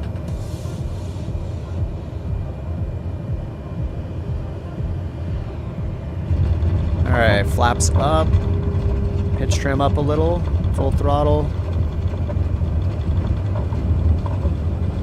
In the G1000 Grand Caravan, it's so forgiving on the throttle. You can actually just go full throttle and not destroy your engine, unlike the Black Square version.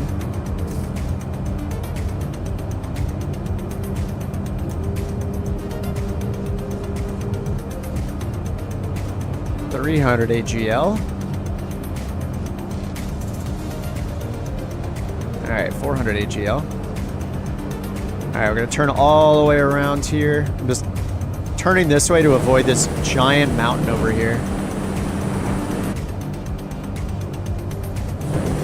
That is a big, big mountain to climb over, so I'm going to turn back around instead. Go this way. And we're going to head north to the Colorado River. You can't miss it.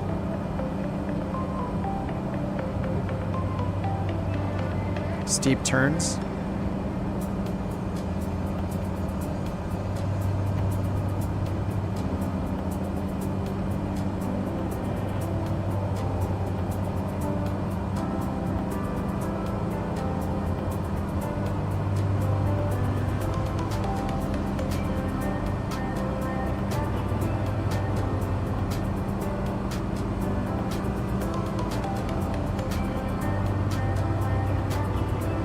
We should fly by the city real quick.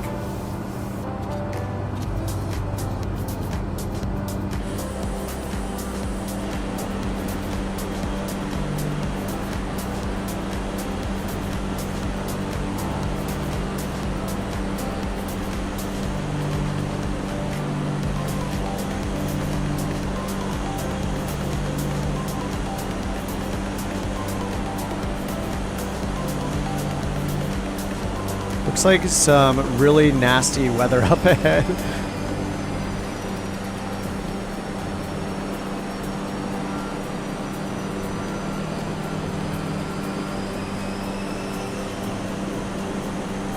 Dude, all of the mountains out here look so awesome. Does it look as good as this for you guys who aren't running Rex? Does it still look pretty good? I know Rex does a lot of colorizing the terrain and, you know, adding different vegetation, foliage, all that stuff. But these mountains look pretty detailed. I'm in 100 level of detail, I think. Kind of the absolute minimum.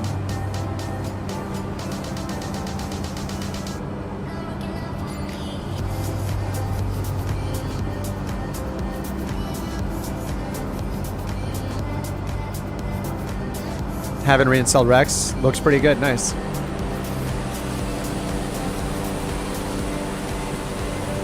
This is great. This is the best part of the route so far, 100%. No contest.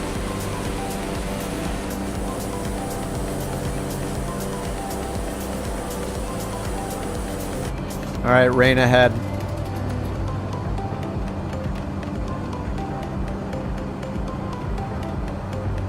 Can obviously turn off live weather if you want to actually see things a little better. It was kind of cool how we like came out of the rain over there though. All right, so we're gonna go north to the Colorado, then we're gonna follow it to the west. Next airport is Page Municipal. That's Papa Golf Alpha, PGA. Just like the tour. KPGA.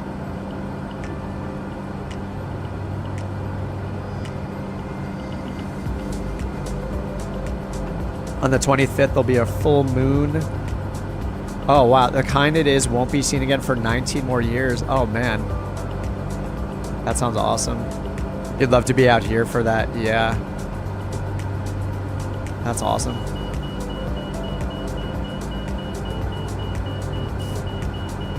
I'm over speeding like crazy, it looks like. All right, Colorado River, here we come. I'm gonna leave live weather on for a little bit just because we might break out of these clouds, out of this rain like we did before, which is pretty fun. All right, we're gonna follow the river to the west.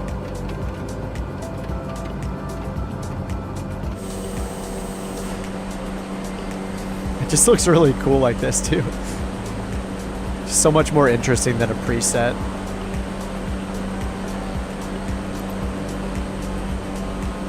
All right, this next leg is about 40 miles. I'm over speeding again.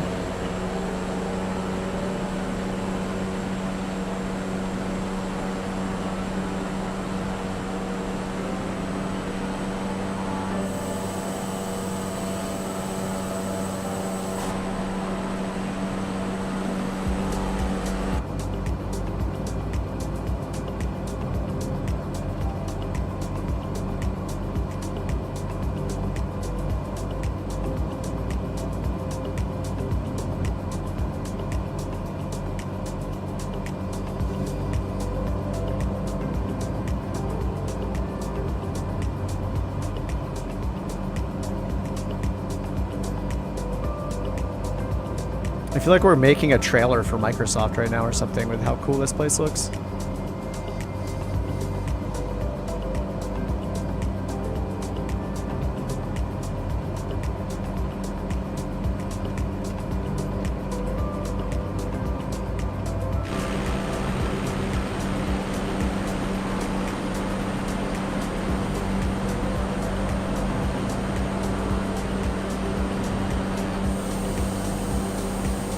Where are we? Hello, mountain. We're in the, we're following the Colorado River to the Grand Canyon. So we're still in Utah, technically. And then we're going to go to Page. So we're going to be in Arizona shortly. Or we may... I'm not sure if we've crossed over. I don't think we have. But our next airport is Page Municipal, which is in Arizona. So yeah, we're going to follow this to the west, right down to the airport. And then at Page, I'm going to switch to the extremely slow. This may be a fail. We'll see. Hopefully it's a great success. I'm going to switch to the Goose ATV. And just because this is the shortest segment today between Page and a strip called Marble Canyon. It's about 12 miles. And I want to see, I mean, this terrain looks pretty unforgiving, even for an ATV, but I want to see if I can get there on the ATV since it's only a 12-mile leg. We'll see how it goes for like 10 minutes or so and see how far I've gotten. If it's horrible, then I'll abandon plans, but I got to give it a try. It'd be too funny.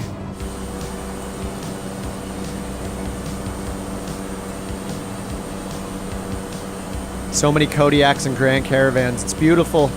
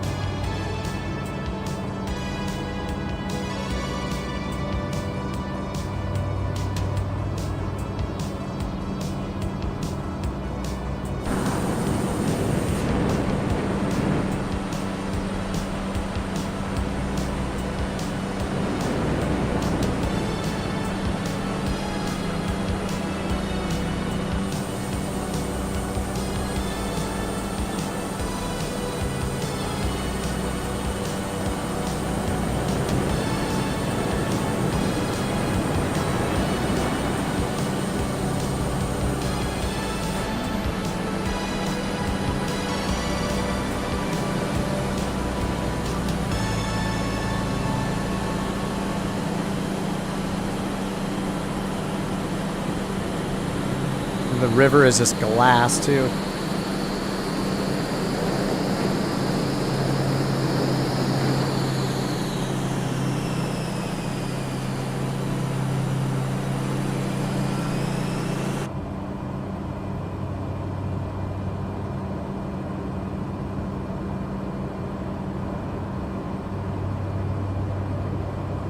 All right, 20 miles until Page.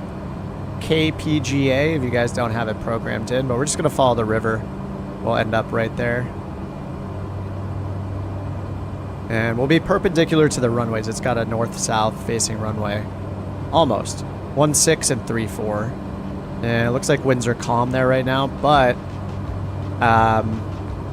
few clouds at 300 feet AGL. But we are,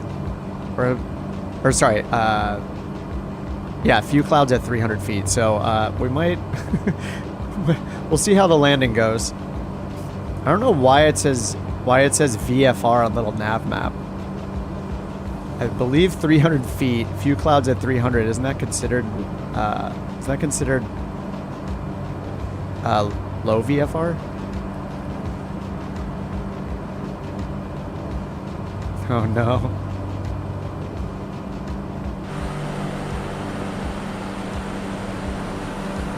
It says few at 300, broken at 5,000, and overcast 7,500.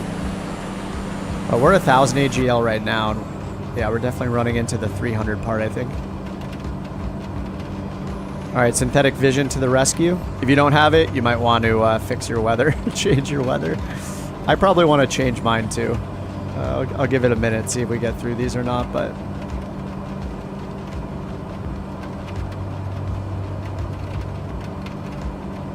This is totally fine. This is safe.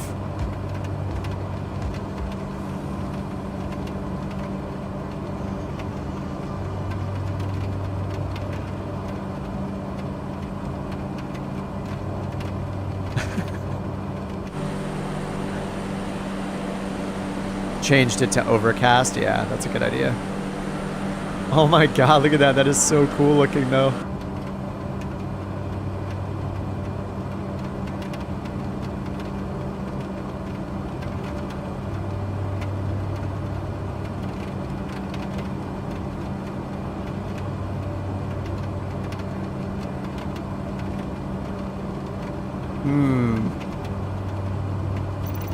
All right, I'm gonna switch as well. Yeah, this is getting out of hand. Ah, there we go. I'm gonna go to few clouds. I want to see. Love flying in weather and at night. I love it if I'm flying IFR for sure.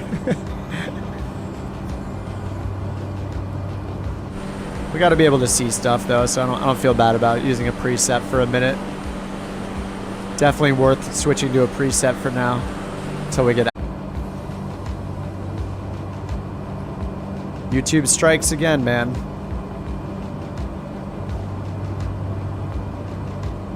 Yeah, this has never happened until this week, and it doesn't appear to be just me that's having this issue. Because my buddy Valis, who I sent you guys over, a few of you guys went over to last night after my stream, he had the same exact issue happen to him. So, yeah, I don't know what's going on with YouTube, but this has not been a problem until the last week. So something is, I blame YouTube. But it's easy enough to fix. I just hit stop and start again and it just resumes it, so. Thanks for the sub, Jeff.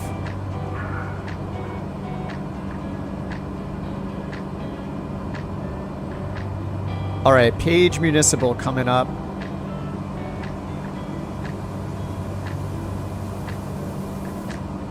All right, we got a hard surface runway, 6,000 feet long. Runways 16 and 34. 16 should be easier to get to, easier to land on. Winds are calm. Well, if you have a preset on, then I think winds are always calm with a preset. But if you have live weather on still, you're absolutely crazy because the clouds are at either ground level or last reported at 300 feet, but pretty sure they're probably at ground level. Let's take a look. I bet we can still see nothing. Oh, that is, that's not great.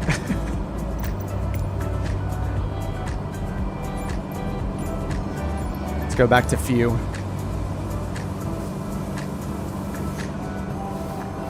All right, 4 miles to the field.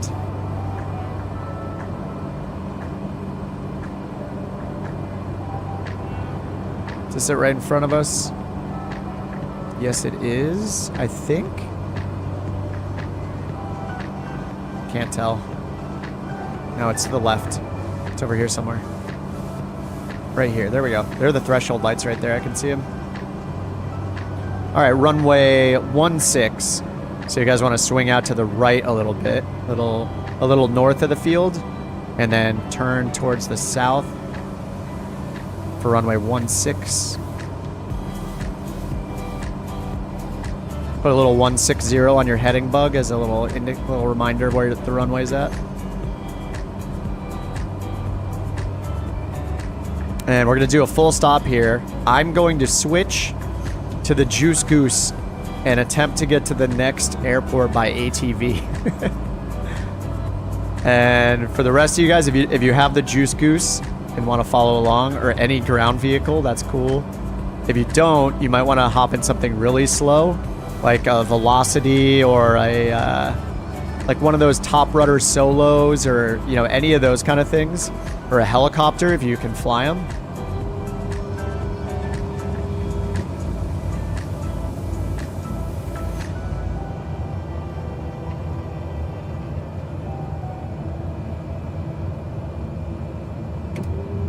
The Wright Flyer.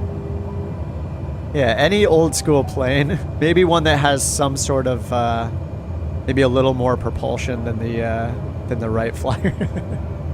Unless you have somebody that has like they could get the Juice Goose and hook up a little tow line to it and drag you like parasailing. That could work just fine. 500.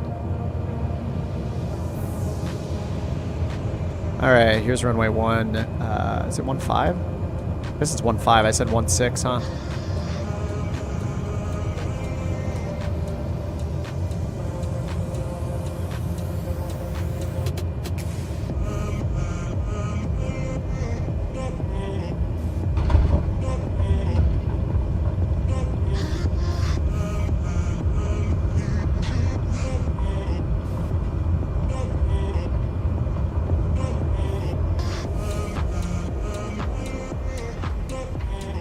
All right, let me pull off. Watch some of you guys come in. Full stop here. Oops. That's me looking over at my Bravo.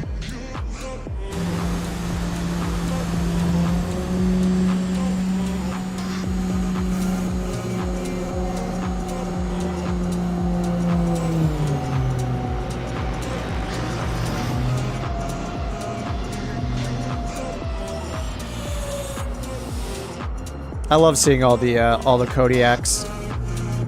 They're beautiful. Zen music in the A320.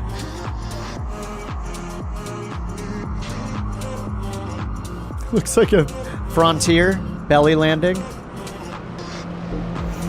Chris in his iconic DC-3. Beautiful, sir. May I call you beautiful? Beautiful. All right, watch a few of you guys land, and then I'm gonna switch over into the Juice Goose. It's gonna be a horrible idea or a great idea. Time will tell. Trip in the Kodiak. Oh, that was very, very soft. Very nice, sir. B4 gunner. What's the Navi? Navi?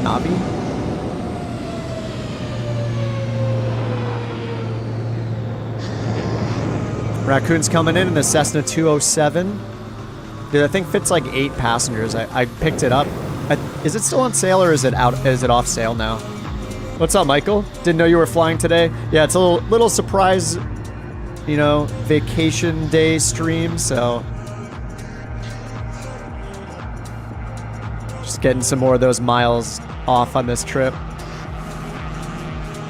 Oh, the Ryan Navian? Navian? Is that how you pronounce it?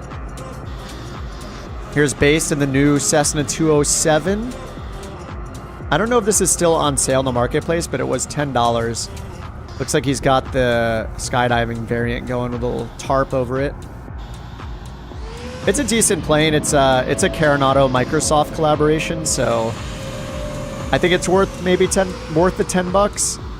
15 might be pushing it when it's not on sale anymore, but it's, you know, unless you really, really want the 207 specifically, I think there are better options, but it is available. I grabbed it. What's kind of nice is it comes with the 3 variants. It's got like a cargo variant and a skydiving variant.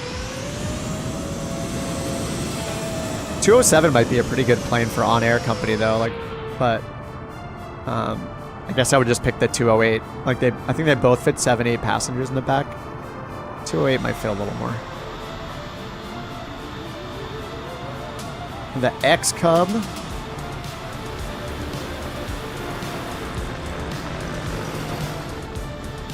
Is that an Arrow? I don't know what Bag has no type of plane on his. All right, let me go back here. Let me go grab the other. I'm going to switch the Juice Goose. So if you guys want to switch into something really slow, that would be a good idea. And load back in at page KPGA. For you guys that are on the Discord, I'm going to send another plan file updated to start us at page if you want to load out and load back in a different plane type.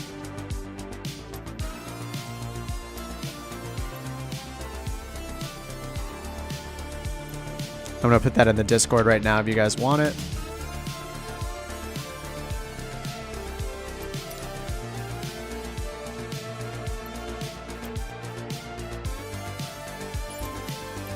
This bug is so weird. I go to the world map, yeah, and it doesn't have more. It came back now, but I had to leave and come back in. All right, PC. All right, this is going to be silly. I'm warning you in advance. This might be really dumb. I'm hoping that it's really fun, though. The Juice Goose. It's time. We're definitely going with the faster one. 122 knot cruise speed. And we got to put on something really flashy. I'm kind of a sucker for yellow, orange, and black. Gold and black. Oh, this one's kind of cool looking too, actually. It's got like little yellow highlights. Yellow and magenta. That's mine. I'm going to start it on the runway. And we're taking it to Marble Canyon. Alright, I'm going to go live. Live weather. Just see what it looks like. I'll probably have to change it to the preset again. Alright, so obviously, yeah, most of you guys aren't going to have the Juice Goose. It's in the marketplace, but a helicopter or like the Velocity might be good. You could go here and use like... isn't the Velocity... Is it under other? Yeah, you could take like the Velocity. Oh, its cruise speed is a little slower, but... You know, I don't know how it compares to the whatever cruise speed it says for this, but this one's pretty fast. Oh, Icon A5. Yeah, that's a pretty good idea. Or you could even take like the Halo Pelican and float around with that thing. Love it or hate it. It's very, very nice to sightsee with and go slowly with. And I think a couple of you probably have the Juice Goose. This leg is not that long. It's only about like 12 miles, I think.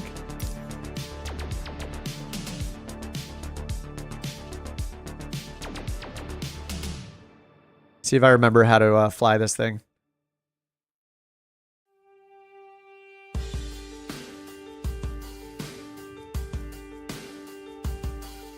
Oh, I said fly, didn't I? You know what I mean. Fly in the ATV. Oh, fly plane in Discord. Whoops, sorry. I didn't hit enter. Sorry about that. There we go. Sending it now. It's called day 10.2. Don't ignore the name. It should be the correct airport. It should be from Page. I just loaded it in myself, so.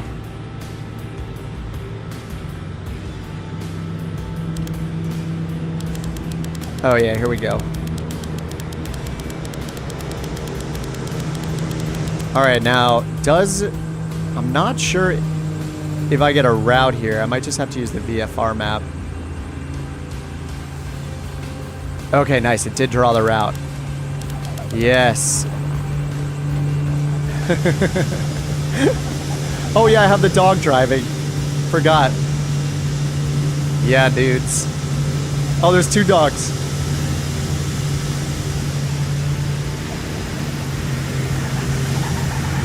This is going to offend the Flight Simulator hardcore people.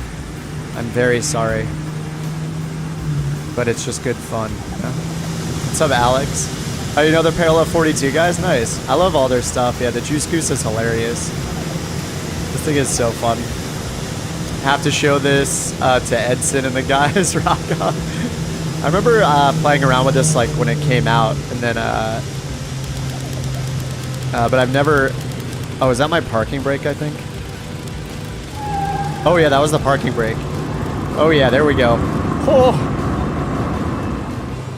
Alright, so let me see if I can get to the other airport with this. It's 12 miles, so... I don't know, man. This might be impossible.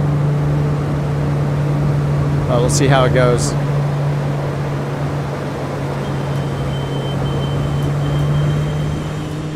I'll give it a minute here. Wait for you guys to hop in your choppers. Get to the choppers. Get them here. And I think at least... who was driving the Juice Goose with me before? Was it Enon? It's probably really funny. I probably look like a Bonanza to you guys.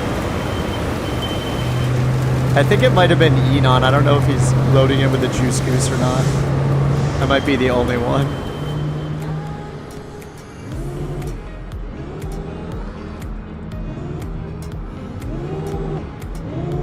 Alright. I better get going, 'cause this might take a while. Whoa.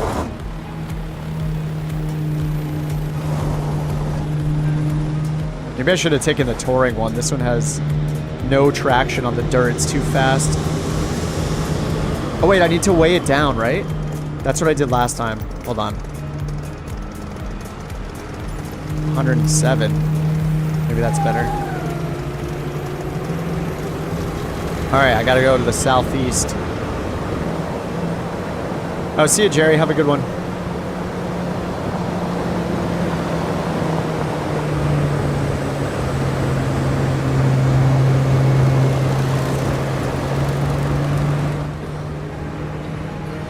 Alright, here we go. I have to turn down the sounds a little bit.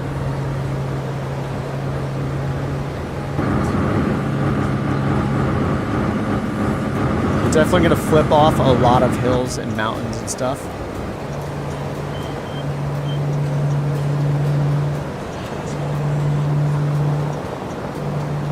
I mean, this thing is pretty fast. Oh.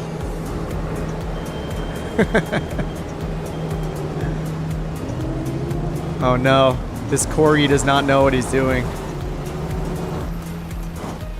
Looks like we're playing Red Faction, yeah.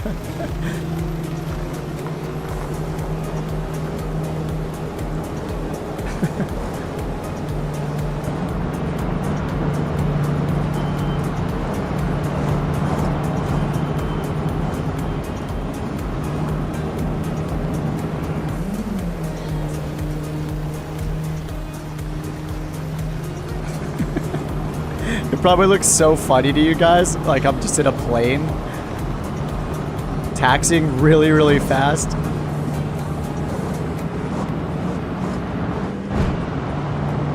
Alright, watch the buildings, watch the buildings.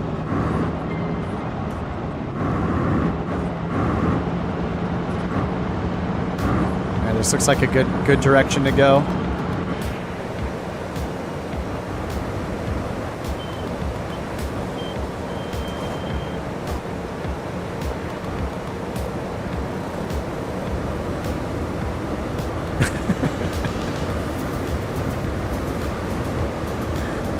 Is there a horn on this?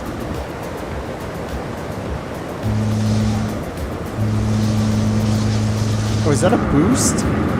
Oh, I think I've activated the nitrous.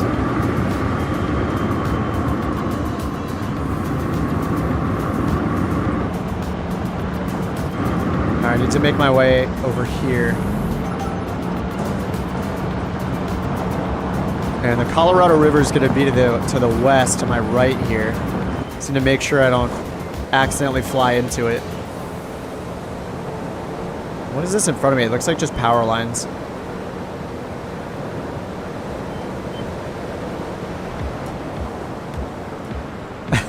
What's up, guys?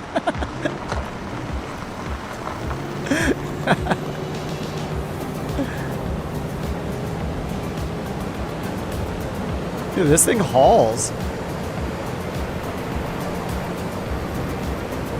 Nice driving with y'all. Alright, Gabe. Take it easy, man. Thanks for the escort. It was beautiful. Loved all the dirt kicking up. Never get tired of that effect, honestly.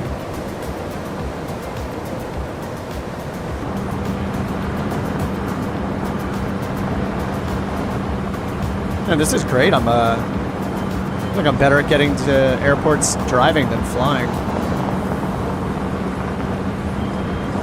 Alright, we definitely need some sick jumps. This looks like a dangerous hill to go over blind, so obviously we need to do it.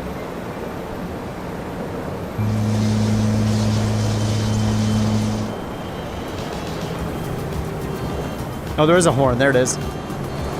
Oh! Alright, the B button on the controller is the horn.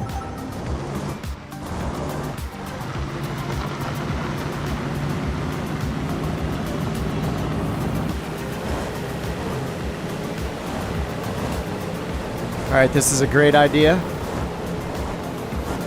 Oh, we're good, we're good. Alright, here's the Colorado River over here. Steady now.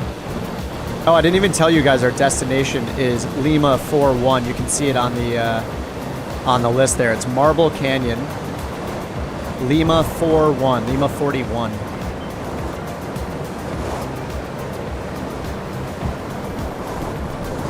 You see me as a plane. High-speed taxiing. Alright, we're boosting.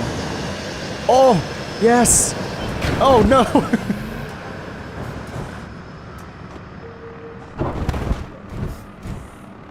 Come on. Oh, there we go. We're good. Whew. Did we finally make it to Mars? I guess so. We're in I think we're in Arizona now. Yeah, let me change the weather for the rest of it so it looks prettier. Let's see where we're going here. Oh yeah, there we go. This is much better. Ooh. Oh. Steady, steady.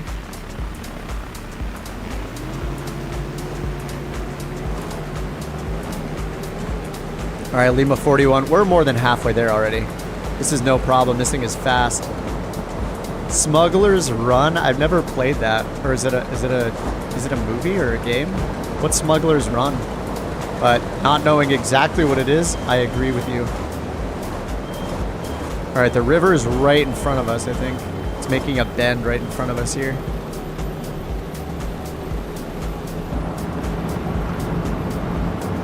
It is epic.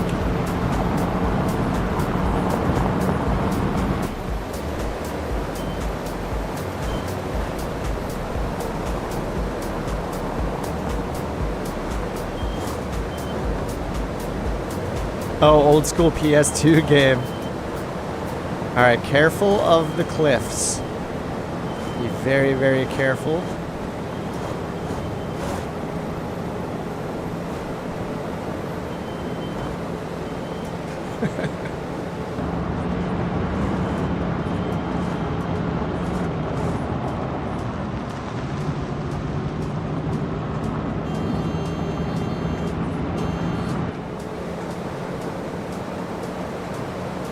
I don't know if the parallel 42 stuff is on sale or not in the marketplace, but I don't use this thing often, of course, but it's so funny. I don't know why I don't like. I don't know. This is like a fun thing to just load into this and go to areas like this, and it comes with like all these like courses. There's like one or two like obstacle courses you can go through.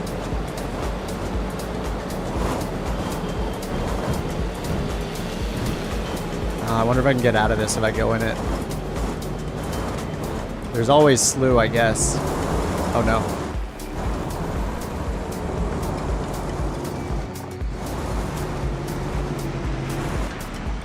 Whoa, whoa, whoa. Losing traction.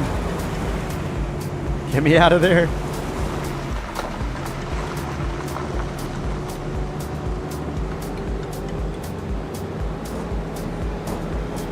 This is quite the detour. All right, can I launch over this? Oh no, I don't think I can make it up that. I think I'm gonna have to try though, otherwise it's gonna take forever.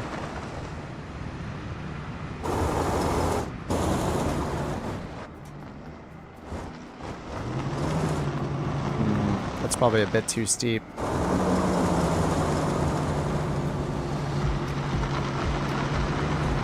Oh, mine two-wheel drive?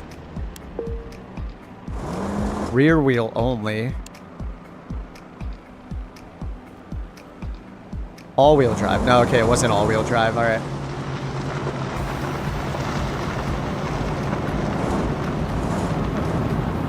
Oh, I see a car over here. Maybe there's a bridge or something. Oh, it's kind of flat. Yes.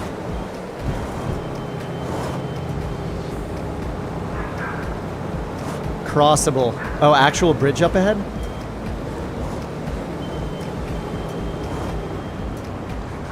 Oh. Actual bridge. Ooh, careful. Nice. Whoa. I took the wrong way. I guess I was supposed to go under. Oh, no. Oh, let me up. Yes. Come on. Come on, baby. Juice it. Juice it. Oh, we're good. Yes.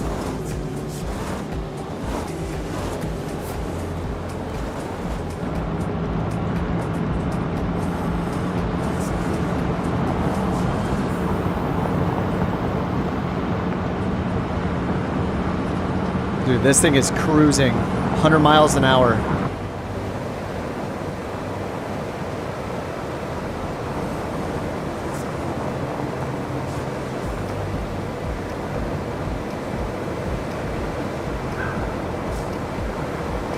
Mike's up here in his A5. Come say hi.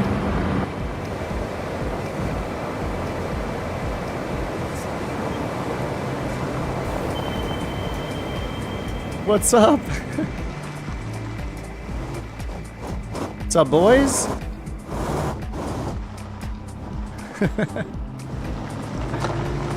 Alright, it's to the west of here. Hopefully the terrain is agreeable. It's hard to go to not just peel out constantly. This thing, it's too... Maybe I took one that's a little too fast. You have like three variants of it. This is the fastest. I'm sure this one's meant more for like paved roads and stuff.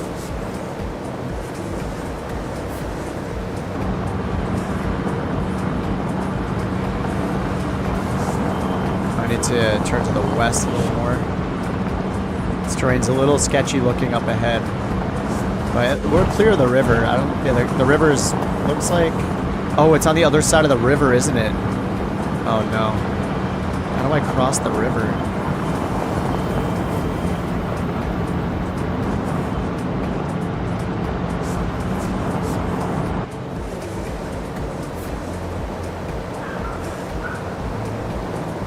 Alright, hopefully there's a way to cross the river up here. It looks like the airport's on the west side of the river.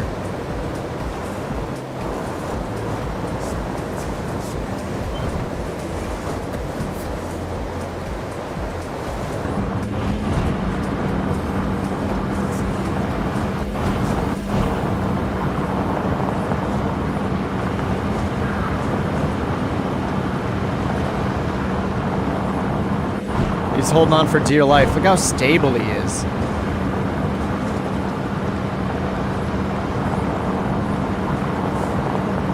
Long way from a quick flip. I might need to do a flip to get over the river. We'll see what happens.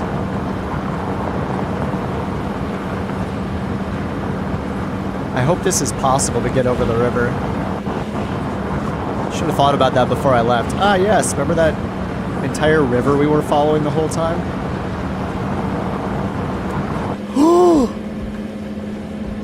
Oh, my feet got tingly. We're good. We're good. This dog is just unstoppable. Look at him. Unfazed. There's a bridge before the airport. Yes. Oh. Oh.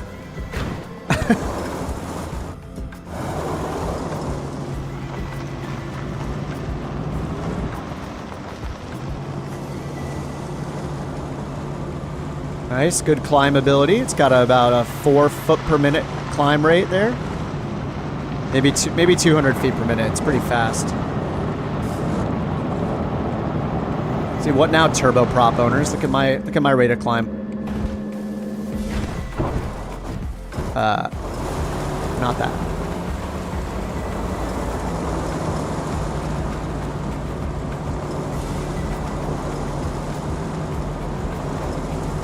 All right, this can be accomplished.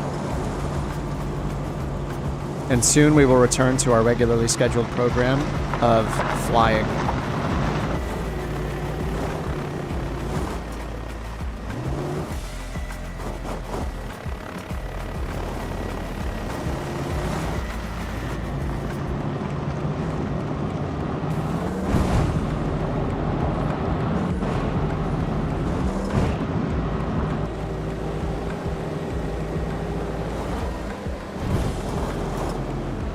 What happens if the landing song comes on? Then I get a mulligan. Oh, this is awesome. Oh my god. This is fine.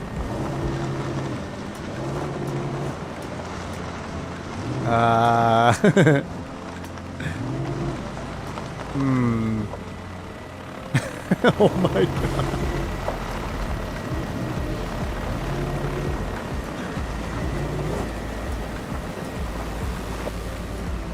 Oh no. Oh no. We're sending it. Oh! Sending it in style. Oh,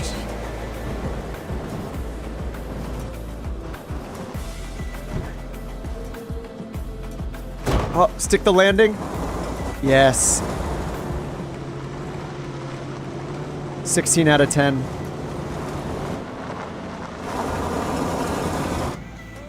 Someone just took a plane down. Chris.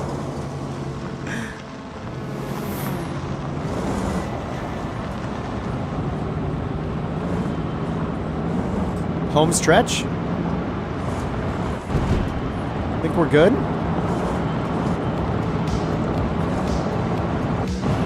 All I see is a plane on the mountainside spinning towards us. Yes.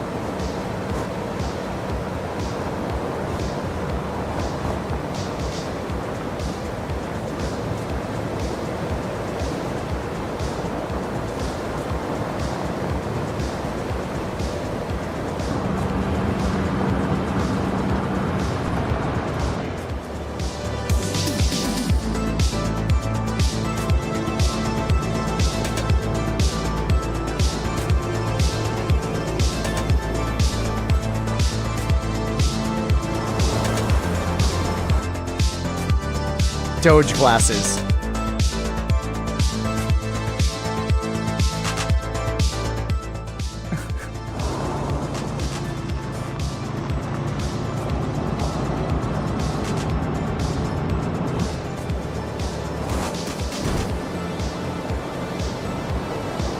Oh! I think you can control this thing when it's in the air, actually. I forget if it's the left or the right stick.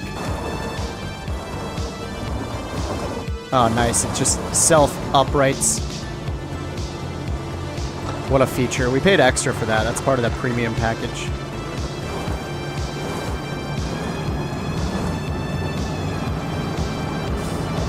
The end is in sight.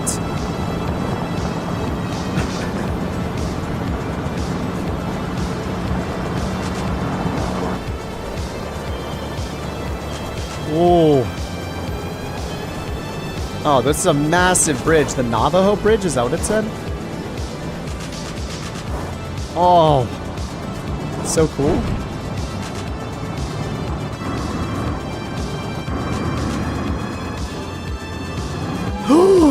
No!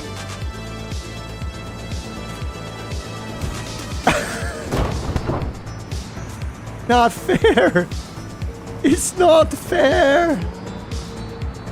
No! Oh no, what happened? Why? It's literally a landmark and you can't... Oh, this is even better though, actually.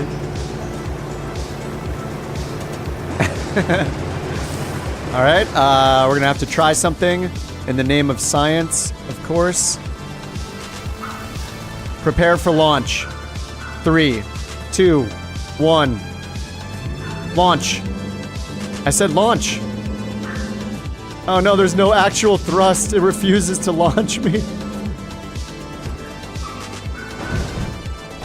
I guess the bridge is fake. Oh, I made it. Oh, 41 vicinity. Close enough.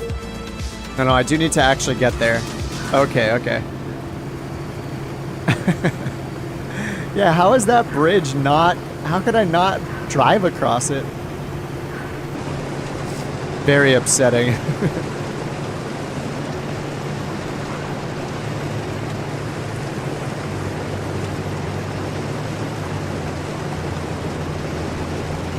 Alright, there's got to be a way up. I can't just go up the side, can I? I mean, this thing is so ridiculous, maybe it'll just work. Come on. Oh no, physics! Physicists hate this one weird trick, the juice goose. Alright. Alright, is there a way around? Yeah, traverse it? Maybe. It's so hard to control going up dirt, though. Come on, baby.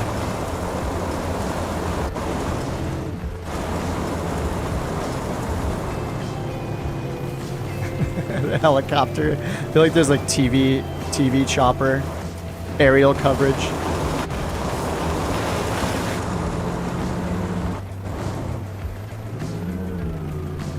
Combination of like the water is also not helping. Oh, it slides, so it's like we're on water when we're on the side of the mountain.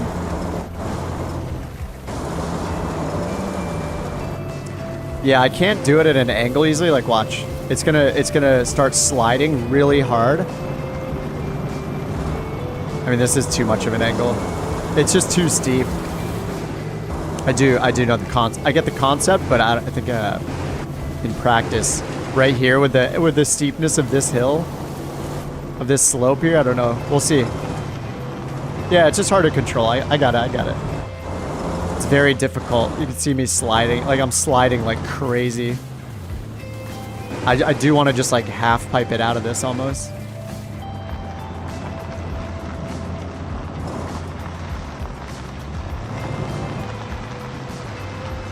I mean, we're just like sliding like crazy. Come on. Eject. Oh no. I wish if it would carry my momentum when I slewed, I could rocket ship up there. This is so lame that that bridge wasn't actually solid. I was like, okay, home free, we're good. Think I could climb north?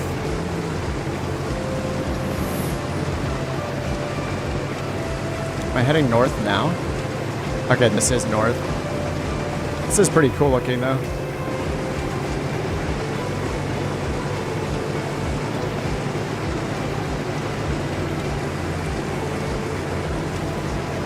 Yeah, I don't have keys set for slew forward. I don't have a numpad on my keyboard. I got a 75%er. Maybe I could go, if I could get up this side, I could try the other bridge.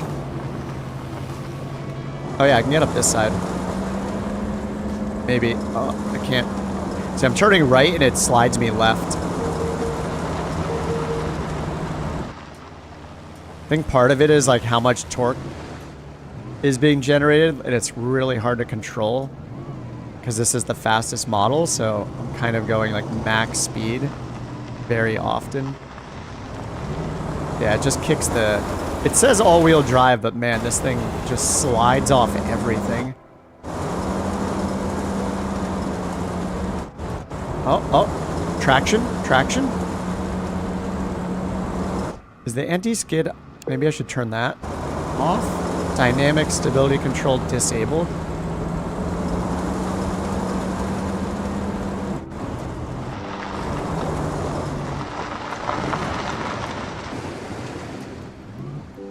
No. I might have to go just take the vicinity ending point, or I have to go bind slew keys.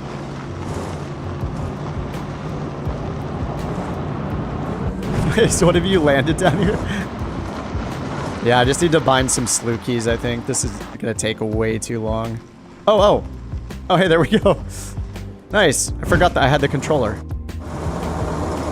Alright, there we go.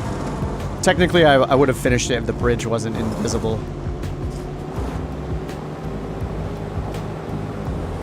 Alright, we're back in business.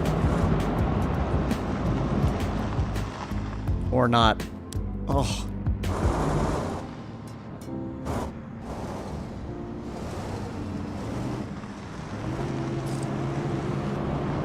Navajo Bridge.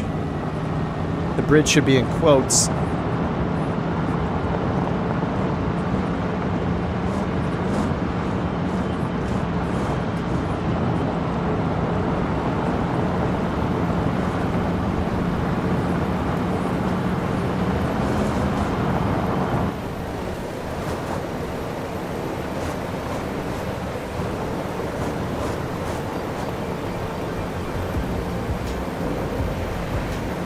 Finally.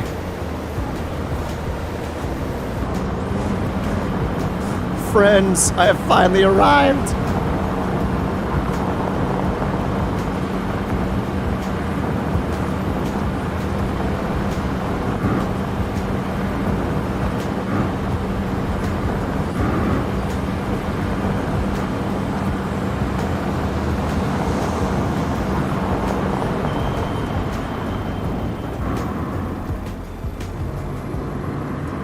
Woohoo!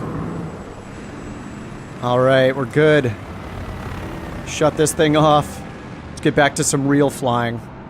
What is this ground vehicle crap? This is a flight simulator. All right, main menu. Switching it back. All right, Marble Canyon. Onward. I think we'll do a couple more here. What time is it? 4:24. Oh man, I went longer yesterday, didn't I? All right, we're gonna start at Marble Canyon. We have Grand Canyon coming up. Probably more beautiful stuff. Yeah, just following the Colorado River down. Then we got Grand Canyon National Park. Airport. And then also, let's see, after that's Grand Canyon, Bar 10 Airstrip. And then Grand Canyon West. All right. Start position back at Marble Canyon. All right, day 10.3.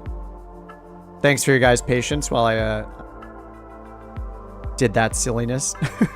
Hey, that thing is pretty fast. I mean, that was pretty good. Without the bridge, I would have gotten there pretty fast. All right, in the Discord group flights channel, I put day 10.3 if you're restarting with me at Marble Canyon and changing planes again, if you're loading in all the waypoints.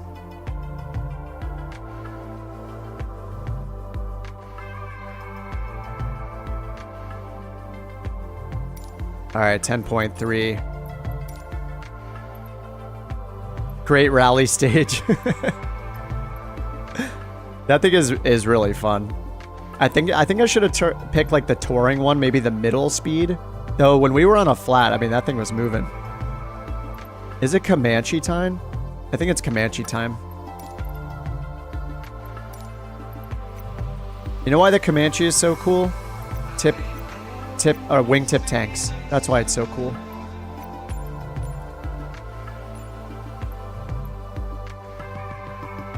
All right, let's no longer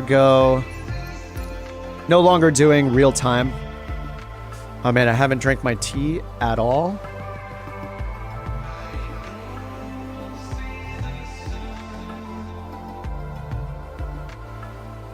Thank you, Alan, Burke, Jeff, and Stacy for the subs if you guys are still here. The rally stage. It would be really fun to have a group of us in those on another leg.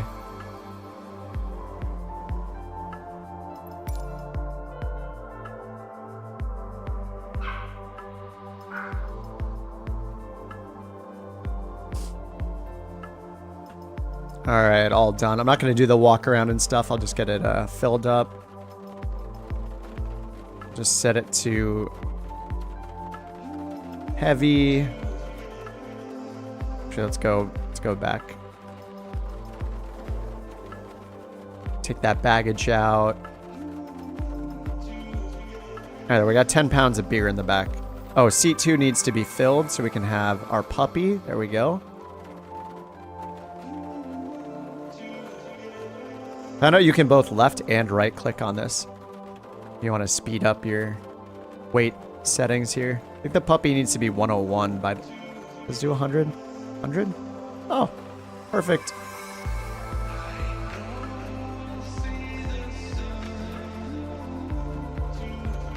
All right, let's check outside just to make sure the tie downs and stuff are off.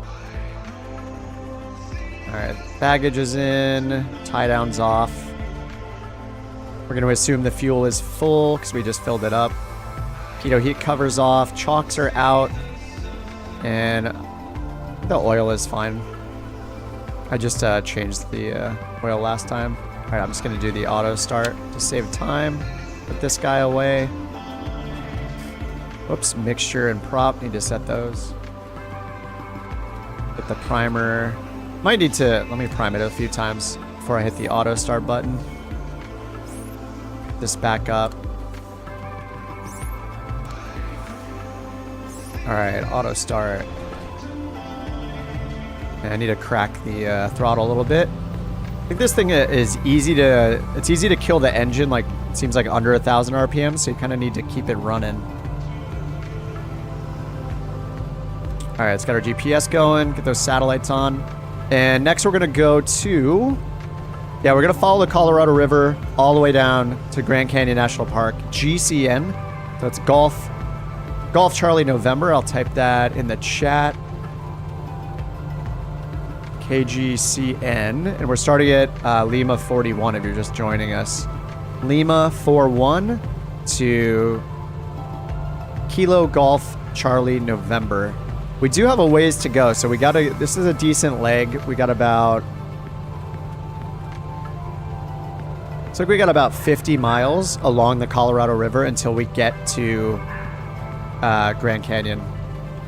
So we will do that. My God, Hugh, I don't know why the alerts aren't coming in yet, but Hugh, thanks so much for the $20 super chat, dude. Cheers to another great year. Thanks so much, man. Oh my God, Alex, you're crazy. Thanks so much, dude. 10 gifted memberships from Alex. Appreciate that, man. The Juice Goose is getting everybody fired up. All right, I'll put it in the chat. Lima 41 to Golf Charlie November. That's Grand Canyon National Park. We're just gonna follow the Colorado River to the south. Take us all the way down there.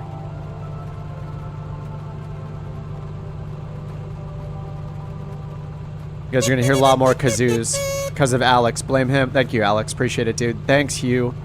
Mr. Jasol, or is it Ya? I always forget how to pronounce your name. Yasol, comma Hugh. Thank you very much, Yasol. Very much appreciate it.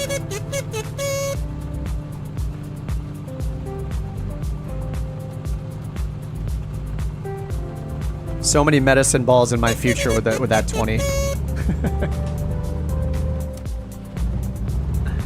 All right, Comanche time. I haven't flown this on stream yet, so I'm sure you guys that have owned this way longer than me are experts, and I'm going to embarrass myself, which is what I just tend to do. See how it goes. This thing is amazing, though. On a future flight when we have like more time, we're doing like bat sim or something like that. I'll definitely do like the full walk around and fill it up manually and all that stuff. It's kind of amazing. Cheers to another great year. Thanks again, Hugh. And Alex, thanks so much, dude. Very kind of you guys. Okay, is this a checklist on? Let me get that taxiway ribbon off. All right, Marble Canyon. Winds are calm right now. Rain, mist, clouds at 300 feet. I'll probably have to turn that off. Get the pitot heat going. Landing light and strobe lights also on. I don't know if the startup, does it automatically... Does it automatically put the strobe on? It does. Okay. Oh yeah, we have left and right lights. So taxi is one of the lights and landing is the other light for both the wing lights. So got those going.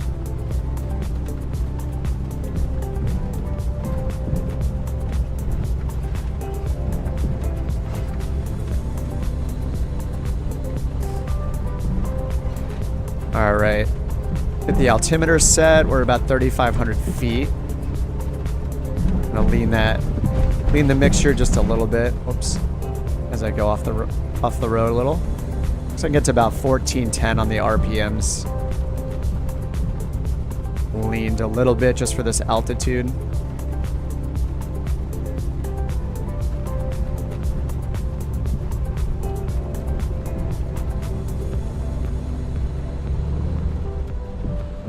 Oh, I thought I was on the taxiway. I'm just not paying attention.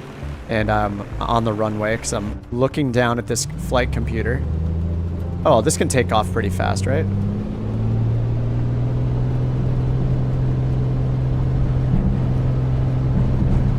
The VFR map up again.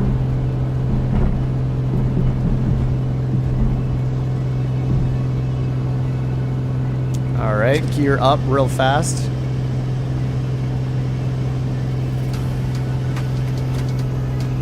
Alright, I'm probably going to change to a preset again, but you guys know I love using live weather. Alright, flaps coming up. And if you guys see above my head here, the pitch trim This is the pitch trim right here. This old school, like, car door handle looking thing. That's the pitch trim. So you'll see it at the top corner going around here and there as I use it. All right, safe altitude for this segment here is about 8,000 feet.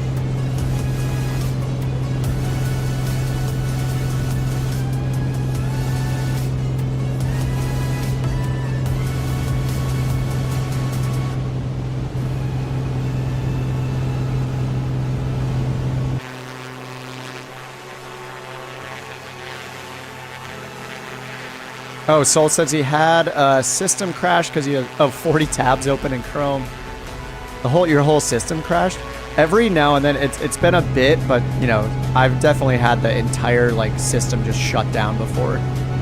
It's been a while, but never fun. All right, we're going all along the Colorado River. Looks like it's right here in front of us, maybe. I'm gonna zoom in a little bit so we can see the detail a little better. Make sure I get, yeah, it's coming up right in front of us here. So we're gonna follow this all the way down until we get to Grand Canyon National Park Airport. We get this music off and you guys can hear the engine sounds in this thing. I got a window open or something? I do not, but I can put headphones on right there.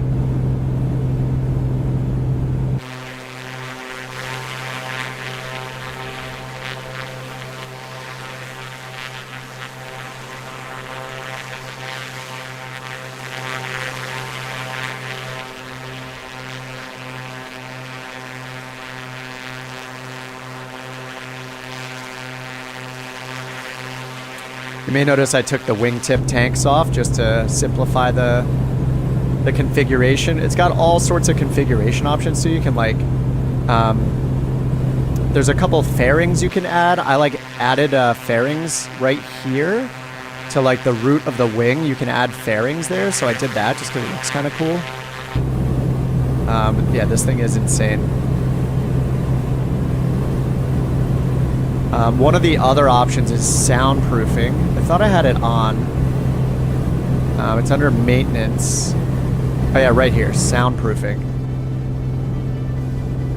Stabilator tips, wing root fairings, gear lobe fairing, wing gap seats, I don't know what those are, slipper fairing, and soundproofing. And you can also change out the propeller. I believe they're both 3-blade props. I don't know the difference between them other than like one's white and one's black. It may be a visual thing. It may also count for performance. I have no idea. But yeah, there's a lot of configuration options on this thing. I think some of you seem like you're daring enough to go down into those canyons, but I don't think that the I don't think the Comanche's cut out for it. I'm gonna give it a quick turnaround here just to catch up with you guys.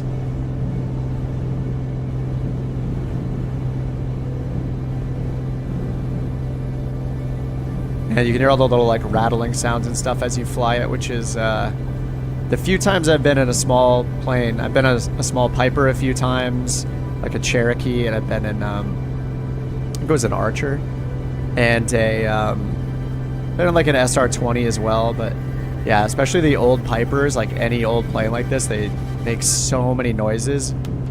There's just so much noise when you're in them, so it's kind of awesome to have that.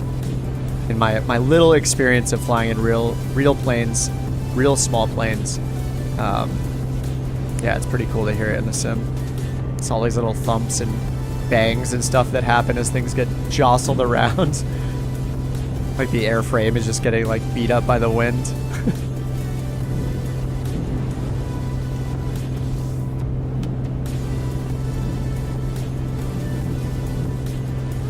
It's kind of fun having the trim wheel up there. You can just see how often I'm trimming, which is pretty much non-stop. All right, let's get this turned around.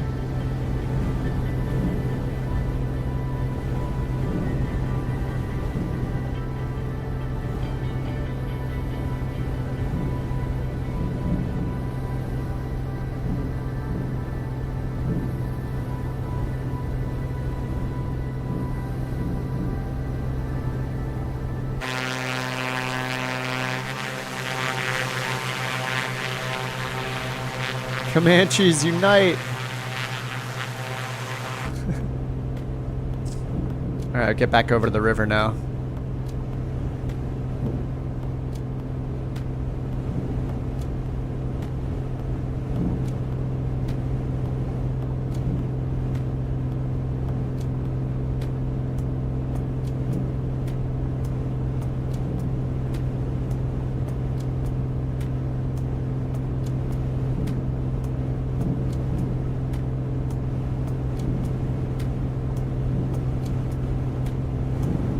And the wind sounds too.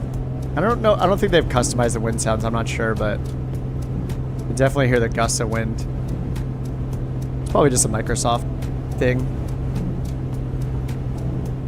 All right, we got a good 40 miles of following the Colorado. It's like a freeway.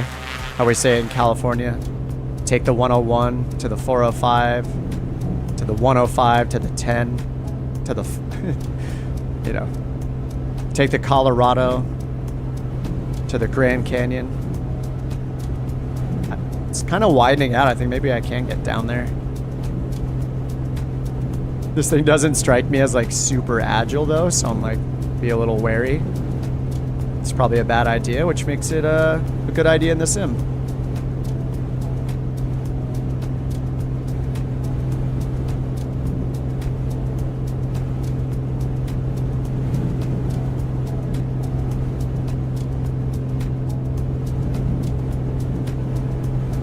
Alright, as long as we're mostly going south and we're following the right part of the river.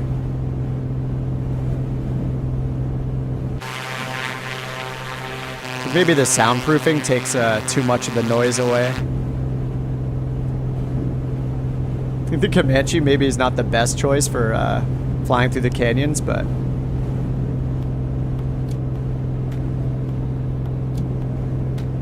it'll have to do. It's what I chose. Living with my choices.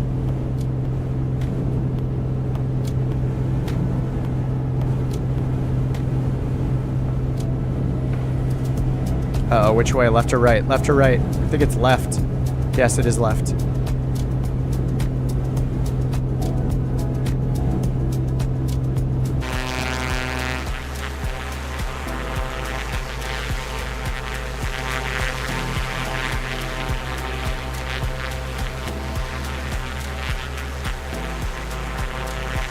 This is awesome.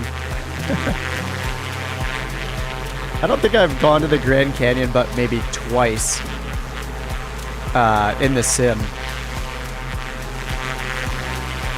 It's just one of those spots that's just so like popular to fly through. I'm just like, yeah, I'm not gonna fly there.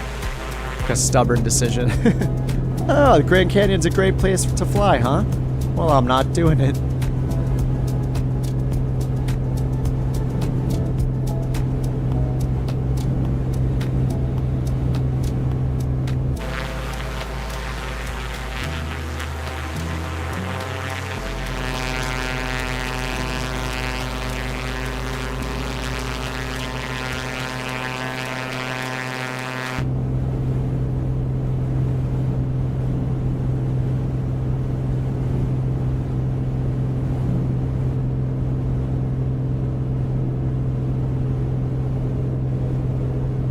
Alright, so Grand Canyon, KGCN.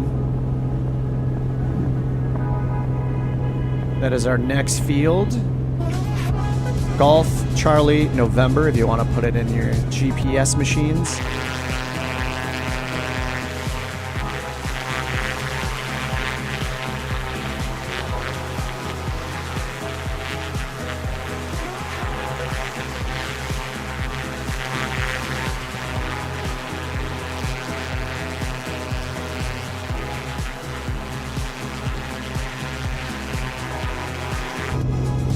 This is disco-y. Nice change of pace.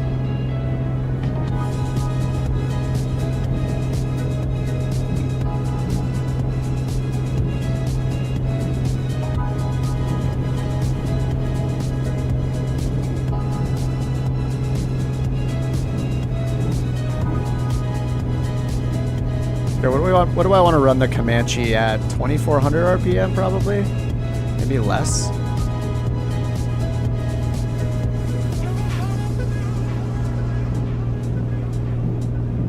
Okay, looks like anything up to, looks like 25 is fine.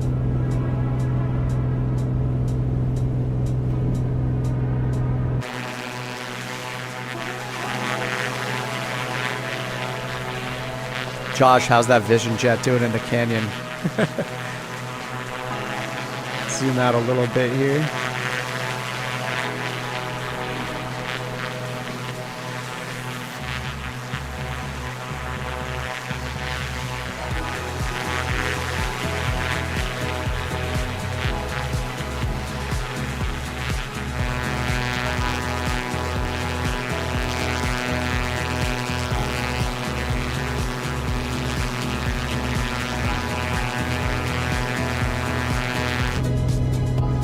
When you get its speed down to 150.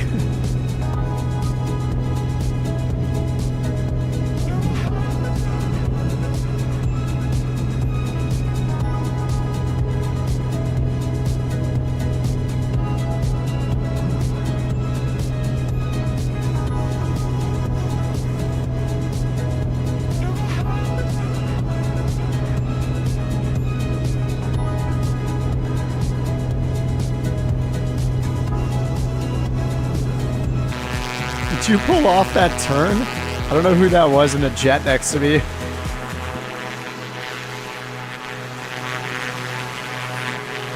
Inna?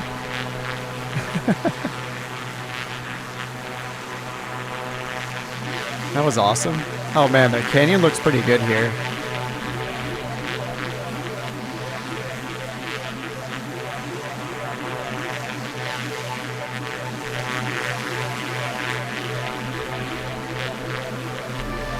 I thought he was going to hit the side of the canyon there, but it looks like he pulled it off. Pulled that turn off just fine.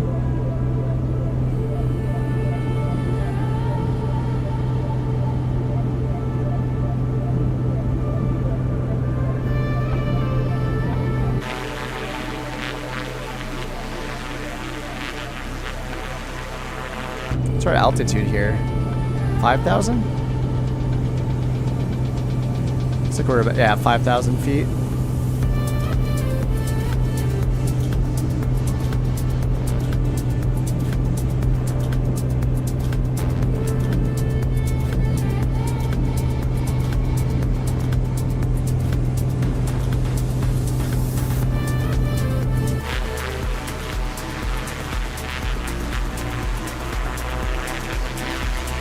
Yeah, the canyons do look really good right now.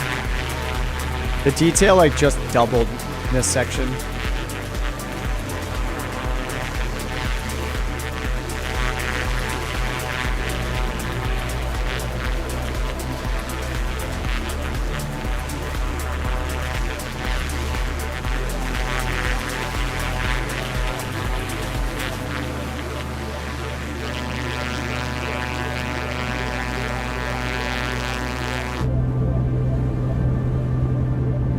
Oh no, man down. Kobe says he crashed into the side. Do you have crash damage off? I would definitely recommend turning it off if you don't have it off next time. Or, you know, when you load back in. We're not that far away. We just got a couple more turns here. It's like we're more than halfway there already.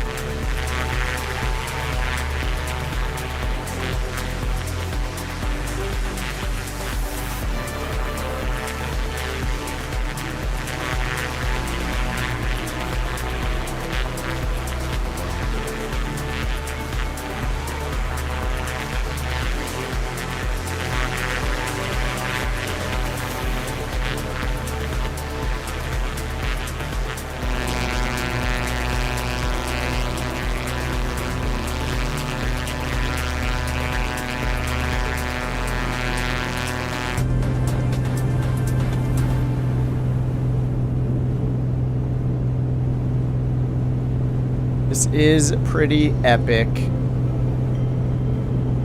Looks like we're gonna have to exit out of the canyon up here at this south part. We get to this turn that goes to the west, so we can get over to the airport. Do we need to stop there? We could just keep going. Overspeeding. The whole plane started shaking actually from overspeeding. That was cool.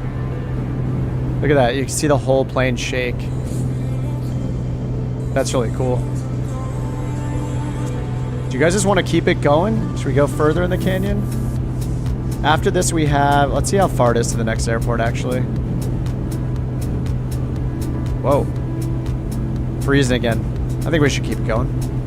It's not even 5 p.m. So if you guys have to respawn in or you're just spawning in, you could start at Grand Canyon and then just meet us at the Colorado River. Is technically all of this part of the Grand Canyon? I assume. I don't know. I would assume it is. I mean, I think it's technically also still the Colorado River. The Colorado River in the Grand Canyon National Park, right? But yeah, this is going to take us to the south just to go to the Grand Canyon National Park Airport. But I think we just stick to the canyon. Just keep it going.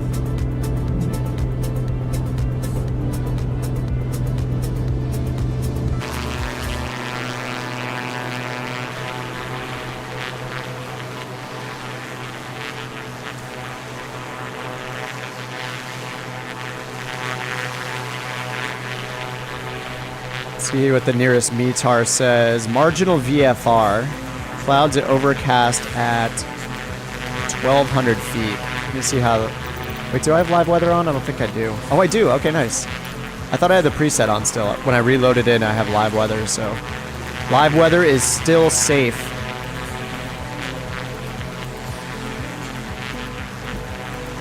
Hey, Inna, what's up? First time saw your stream, joined the fun. Nice. Oh, a little lag from Europe. Well, luckily we're not on USA West anymore, which is what I used to do, is USA West. But yeah, welcome, man. Thanks for joining us.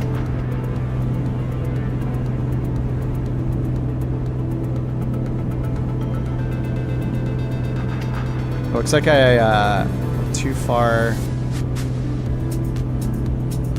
Oh, no, I think I'm good. Okay, yeah, I'm still good. It's just taking us a little bit to the east. Just keep following the canyon.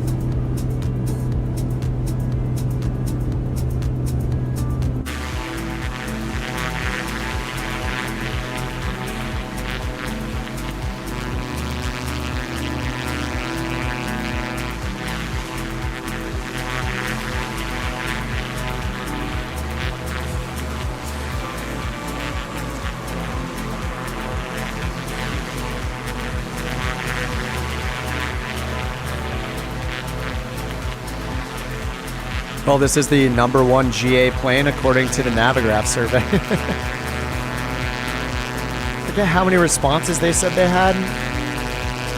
It was something like 20,000 responses or something like that. It was like a crazy amount of responses. And for the best plane, this was #3 overall.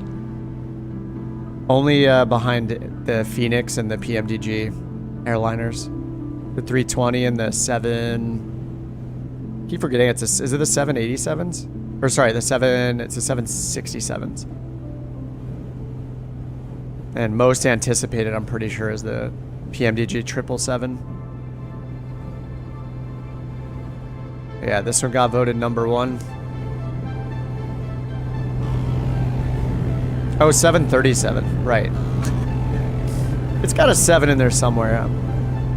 I know everything about the airliners. I should have kept guessing. Eventually I would have gotten it. Yeah, I have the 737-8, but I think I've used it once. I just can't get into the airliners.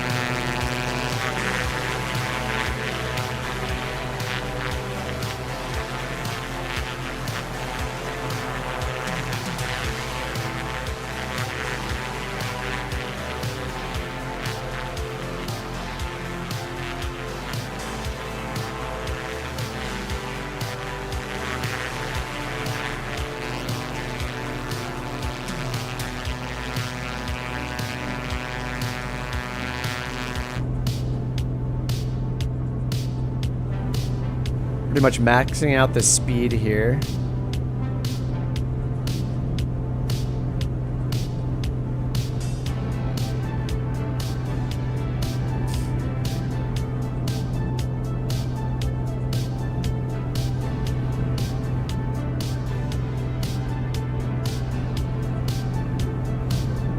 Okay, there's the EGT. If I want to lean it out. We see that on the digital display here too, right? This little guy shows us all of our temperatures. Yeah, we have all the cylinders there.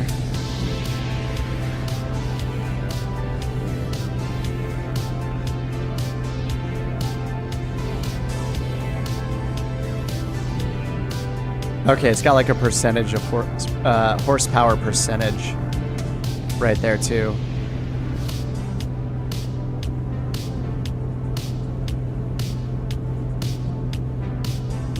Man, it really opens up here.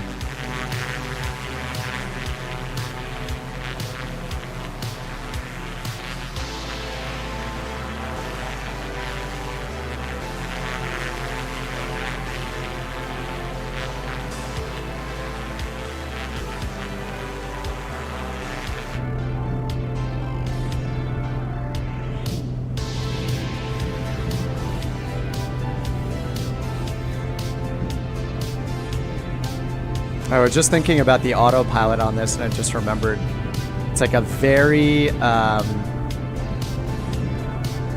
kind of like a weak autopilot. Like it won't do even very sharp turns for you, but it's like very basic, and it's right here. Like this button controls the autopilot modes. Pretty interesting. I looked up the real unit and like looked through the manual a bit. It's cool. I remember when I first hopped in, I was like, where's the autopilot? Please tell me there's an autopilot. But even the autopilot is like, because it's like this older, very basic one, it's just like very simple. It can like overshoot turns if you are going too fast or it's too tight of a turn, so. Pretty interesting. Very different from the G1000 equipped Pipers that we're used to flying.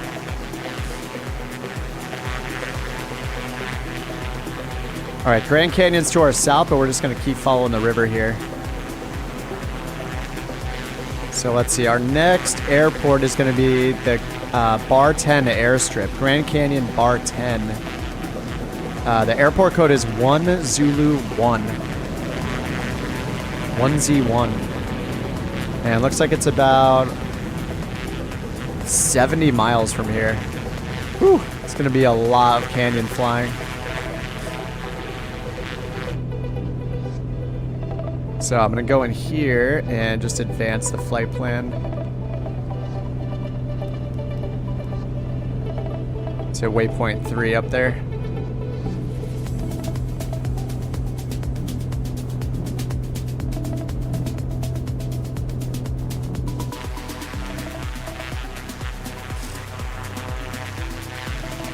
It's kind of tempting to switch into something faster though.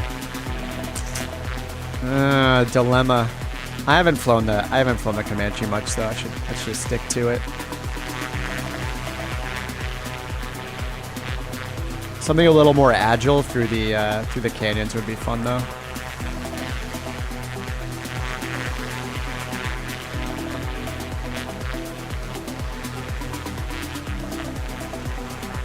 Thomas says, can we do a live stream Christmas Eve?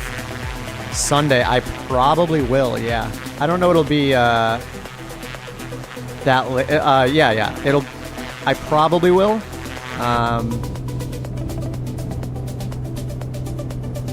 As long as I'm feeling up to it, yes.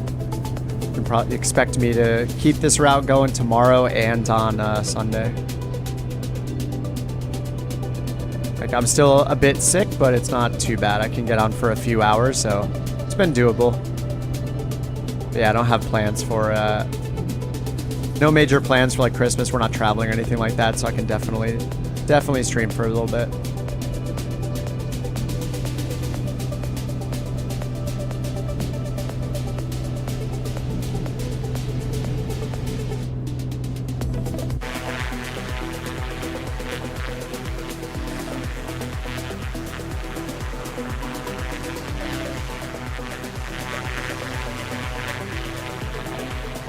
All right, if you guys want to put the next airport in, just so you know distance. 1 Zulu 1 is the airport code for that one. That'll be our final stop, I think. It's gonna probably take us a good, I think it might take us like an hour to get there.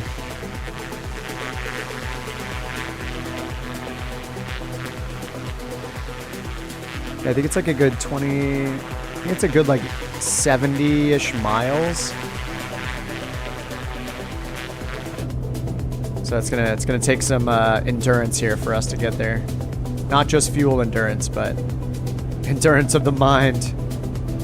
Hand flying through these canyons.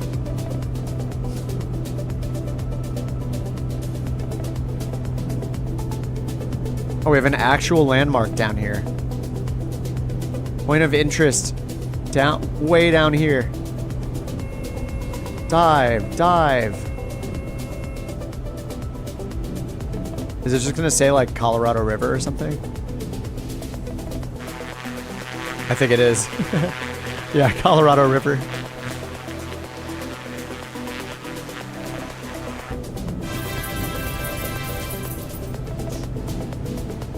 Oh, thanks, Thomas. Thanks for the $2, man. Appreciate it.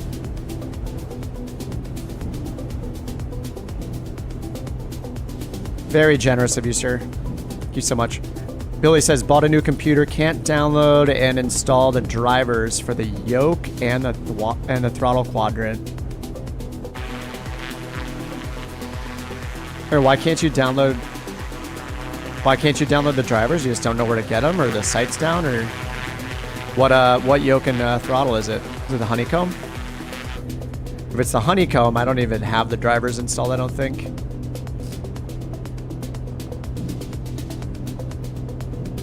Have you booted up the sim and checked how it works even without worrying about the drivers?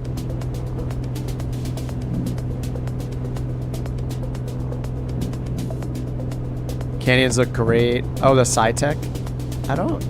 I forget. I used to have the SciTech throttle quadrant when I first started. Oh my god, yeah, the canyons do look good. I don't know if you were talking about back there or not, Raccoon, but this whole area looks so good. Amazing. It's really like night and day when you can tell that they've like updated the location. Just like all the detail on the sides of the mountains.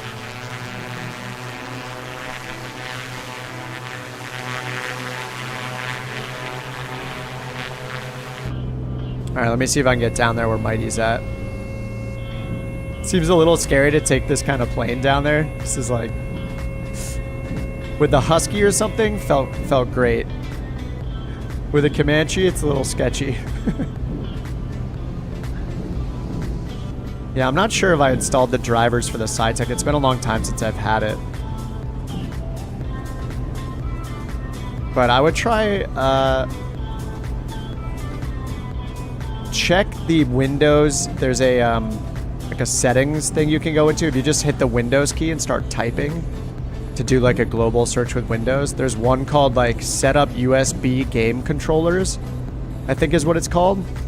If you run that program, it's like a Windows settings kind of program. You could verify that Windows detects the yoke and the throttle quadrant as kind of your first troubleshooting step, just to make sure it's detected. Because if it's not, then you could just not have enough USB bandwidth or something like that. Like maybe you have too many things plugged in. But if that's the case, if it doesn't show up, I would start disconnecting other USB devices.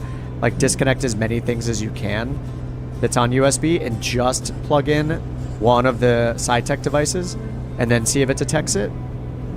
So just start like eliminating things that way, testing one thing at a time, you know, just seeing if it detects it under the USB game devices one. Mattering like your motherboard and how much bandwidth and power you have over USB, it is possible to have so many things plugged in that there's not enough data transfer bandwidth or enough like USB power to even supply it to each peripheral. So yeah, I would just test with one in isolation if you can, and see if Windows itself detects it. That's what we call extreme VFR. I feel like we need like somebody from an infomercial like yelling that. Extreme, extreme. This is where you would throw in you would scream loudly about how extreme this is and then throw in an ad for G Fuel or something. SciTech was purchased by Logitech. Yes, yeah. I don't even know if do they still call it like the Logitech SciTech yoke or something like that? I don't think they do actually. I think they just call like, if I had the throttle quadrant, I think they just call like the Logitech throttle quadrant or something very simple like that.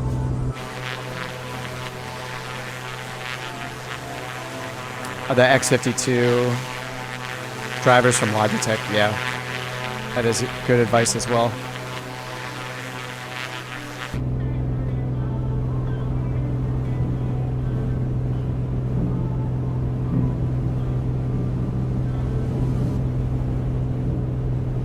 Haven't checked behind me for a while. How are you guys doing?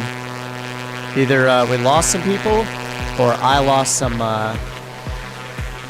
multiplayer. We're slowly shedding people a little bit. We have been flying for a while. When did I start? It's been 3 hours, I think. Yeah, we started at 2. So going on 3 hours here. We'll probably end up doing another 30 to 60 minutes here along the canyon. And then I think that's enough of a stick workout for me here. I don't know how to say it. It's enough of a hand workout. Anyway, I've been flying, you know, it's a lot of stick movement for flying manually for 3+ hours. The canyon has claimed many lives. Oh no. Oh, it's possible. There are a lot of people over at Grand Canyon, but they might not be in our group. Do I like the ultralight? Phrasing. Dude, Archer was such a good show. That's how you get ants. Which ultralight, Thomas? I did pick up, what did I pick up recently? I picked up the Freedom Fox bundle. I picked up the RV10 and the RV20 and the double ender. I realized in the marketplace there are actually 2 double enders. I didn't realize somebody else made one, but the other developer, was it Godfriends made the double ender, right? The non-Godfriends developer had quite low ratings for it. So if you do consider the double ender, make sure you get the Godfriends version, the one with the very high ratings.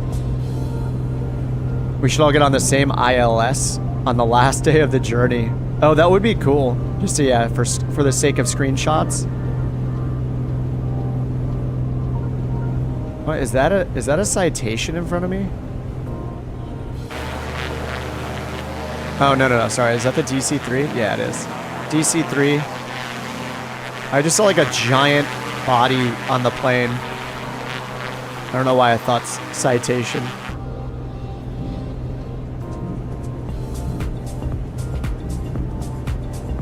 Yeah, this is a lot of manual flying.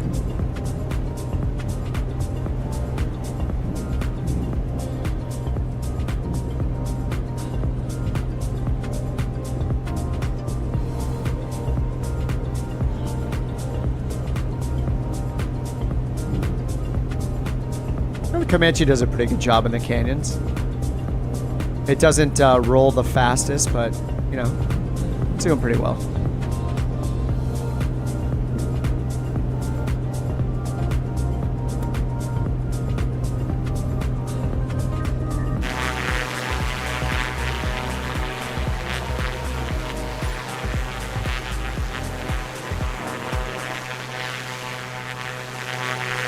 Mighty is way down at the water in front of me.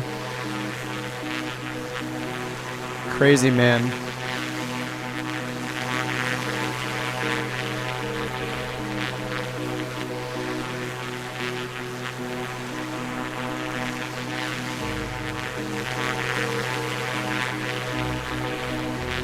I think well, the last stop is Friday Harbor in Washington. I don't know if that has what kind of approaches that airport has, if any, but I definitely want to hand fly the last several legs. Like, I've been trying to avoid autopilot the whole time. I would get a hand fly in ILS. That is fine. That's what I should do, hand fly the last. If there's an ILS, I would hand fly. Yeah, I've been hand flying pretty much the whole time. It's pretty good. Not too bad.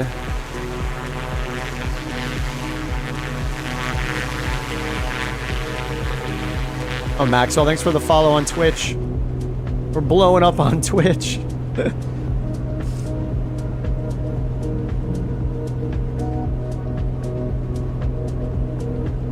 What's up, Billy? How's it going? It's looking great. Are you talking about your, are you talking about the stick? Did it recognize it this time? Hopefully you're able to find it. Hopefully Windows detects it. Or the yoke, rather.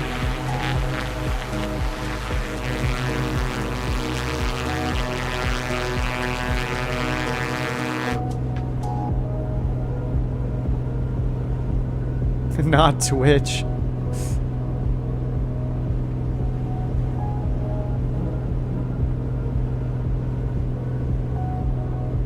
What channels of pilots, real and sim, that I like to watch? Don't be vain and say yourself. You know me so well. Well, I just watched a couple from Pilot Debrief this morning. I've been enjoying that channel a lot. I watch Blanco Lirio like probably everybody here, like the all the accident investigation ones, just to learn about, you know, what mistakes people make and stuff like that. Pilot Debrief is the same way. Yeah, that one's been a newer one that I've watched, is Pilot Debrief. Yeah, 7.4 gear is great. Yep, Mentor Pilot, also watched that. Yes, Green Dot. I watched the whole MH370, is that the flight number? He just recently made like a long documentary kind of about that. It was really cool. It was really well done. I remember starting to watch Green Dot back when he had like 20,000 subs, 40,000 subs. I don't know if he's at 1 million yet, but I wouldn't be surprised if he was.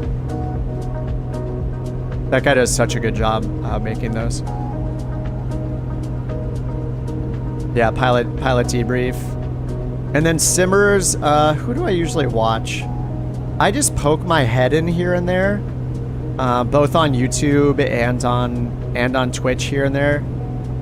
I used to tune into Fabio a lot, but I think he's been gone for a while. I think he like got a job or something and stopped streaming a long time ago. I used to watch him quite a bit because, yeah, he was good at explaining things as he was doing them, so I appreciated that. Like, he didn't just like do things and not talk about them. Yeah, I tune into him. I catch V1 pretty often. A lot of guys in here are also fans of V1. It's hard to not watch a real life pilot. And I feel like V1 is like the opposite of me in his taste of planes, because he's all analog and like hates the G1000. I kind of like them both, but I definitely use the G1000 a lot.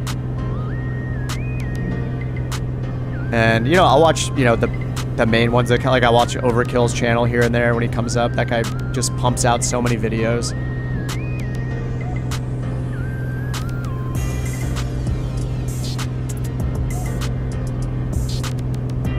Yeah, I watch quite a bit, but in the same way, I also watch a lot of non-flight sim content too. So I watch. I've been watching Lyric on Twitch for like, man, has it been 10 years? I've been watching him forever. And you know, guys like Asmongold, I think those guys are generally like, they're very like well-rounded. They're very common sense, like just down-to-earth people, and just very easy to watch and really entertaining. Really good at what they do. They're really, really great, like variety streamers and RPG streamers. Those guys are just classic. They have the number of viewers they do for a reason.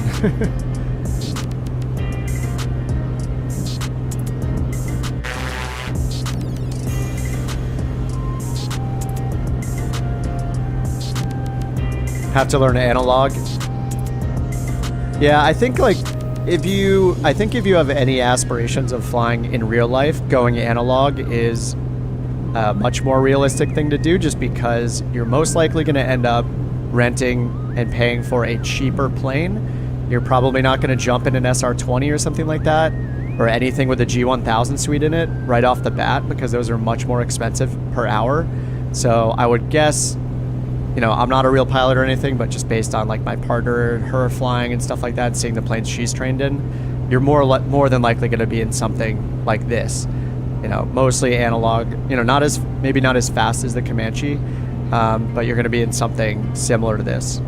A trainer with maybe a 430 in it, and if you can afford it, you're going to bring like an iPad mini with 4-flight on it, that kind of stuff. So, but at the same time though, like the sim has so many challenges that I can only assume real life is so different, which is just like the visibility of all the instruments.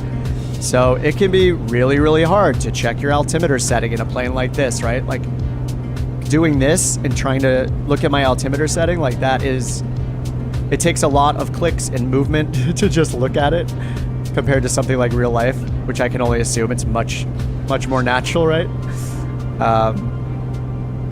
So in that way, I think like for the sim, G1000 is pretty nice, just because it consolidates so many of your instruments and your engine information, everything all into one place. So it's very easy to use in the sim. Less mouse movement, stuff like that. But yeah, analog is no big deal. Like I know there are correct ways to scan the instruments, and yeah, if you actually pursue aviation, you'll learn those and know them way better than I ever will. But yeah, it just takes getting used to, and I think it's a good idea to play around with both. Whatever motivates you, you know, whatever you have fun with, that's what you should be doing. And whatever, if you're pursuing aviation for real, then whatever is going to help you with that pursuit. So yeah, sticking to analog, if that makes sense.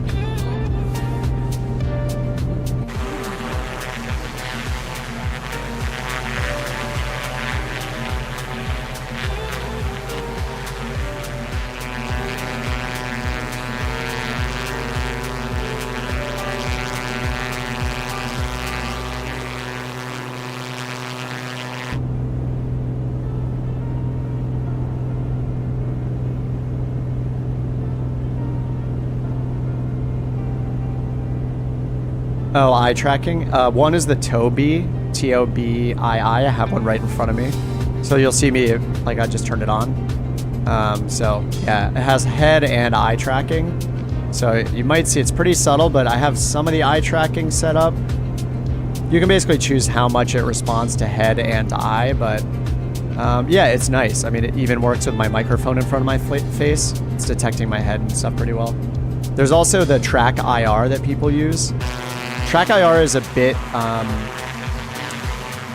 it's nice, but it doesn't have eye tracking, and it requires you to have a cable running to the side of your headset. You basically clip it onto your headphones or your headset. So it has multiple components. The Tobii is pretty nice just because it's just one piece. You just mount it on your monitor above. I have mine below my monitor actually, and it points up at my face a little. And you just, yeah, turn it on and it does a little eye calibration and you're good to go. And I have a microphone in front of my face. The Tobii is a little more than an arm's length from me right now.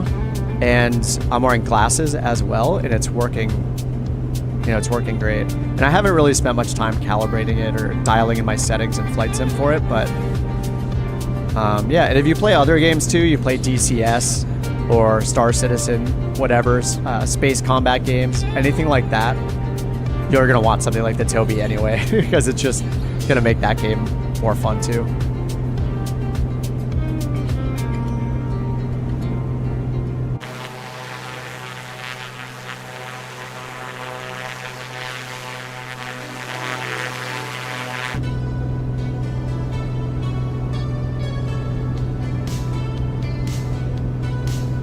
At what point does the Colorado River turn into the Grand Canyon? Yeah, I was wondering about that too, even though, yeah, I have no idea, but I think technically, like, you know, this is the Colorado River and it will always be the Colorado River, but we happen to be in Grand Canyon National Park. So I think the answer is that it's both. Titanic says, what's the crank? This is actually the pitch trim. This is nose up, nose down, elevator or pitch trim. See as I'm pitching up? That's where the pitch trim is. So you'll see that when you see that spinning around up there, that's me just constantly trimming the plane.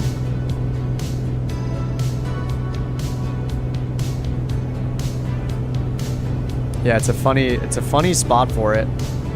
Normally we see them down on the ground, like to the right side of your leg, you know, to the side of your right leg as a wheel. But yeah, this one's got this. It looks like it reminds me of like a super old like car door handle almost.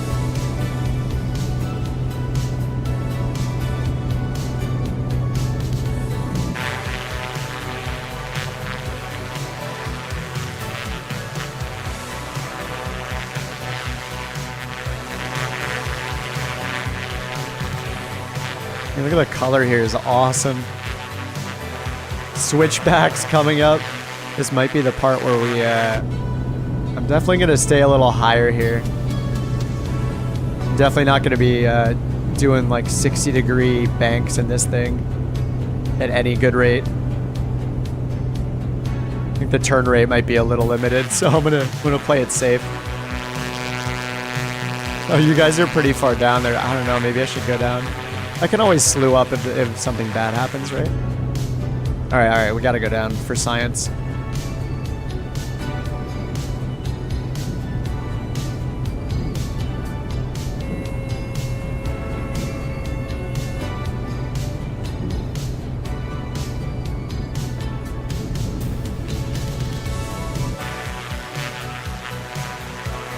We made such good progress today.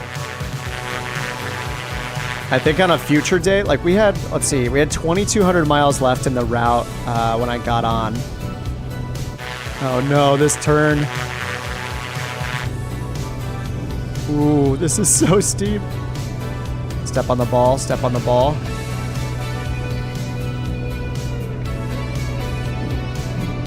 What could possibly go wrong, yeah? This is such a bad idea to Comanche.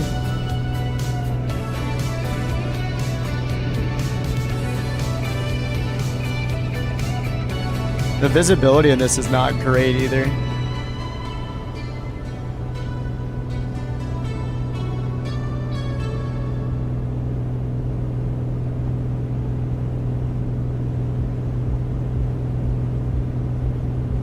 Hit the water with your wings. What kind of plane do you think we're in, Steve?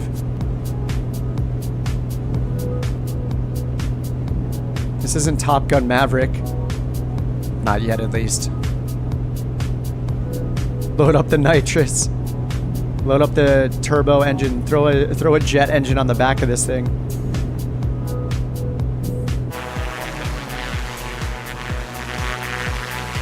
Oh, Bobo. Pull up, Bobo. Oh my god. I think Bobo is just trying to land up there in his own unique way. Are we near the Crayola company? What?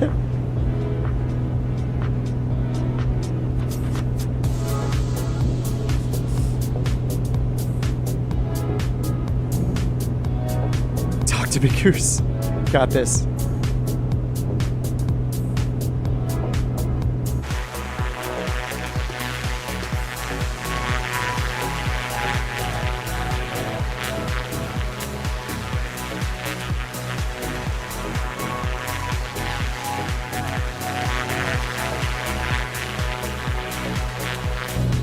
What's up, Easy? How do you join the next flight? I'll be doing another one tomorrow, so probably around noon or so, California time. But if you type !fly, the instructions are there, but you just need to go to the US East server and just load in at the airport we're at, pretty much. There's one setting you have to change on the world map, though, to show all players, but it's pretty easy. Yeah, the sides of the cliffs look pretty funny here.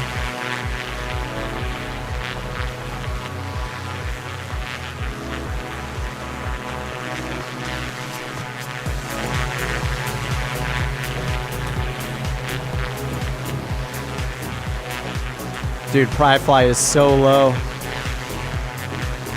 Oh, he's in a helicopter, that's why. He's in the H-135. I do not have it.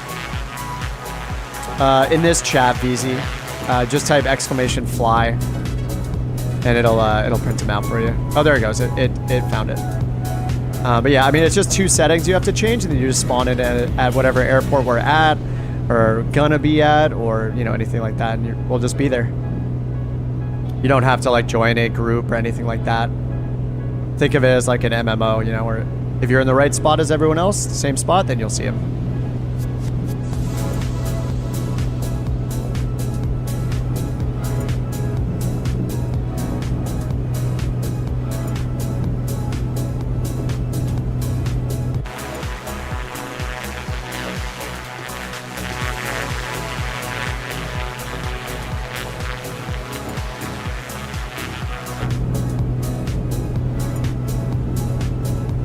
Oh my god, everybody is so low.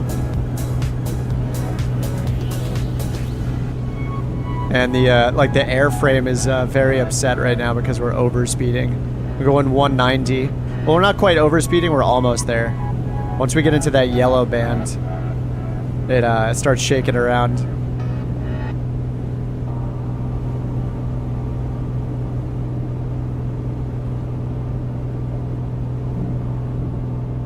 It's just kind of fun chasing you guys through this, actually.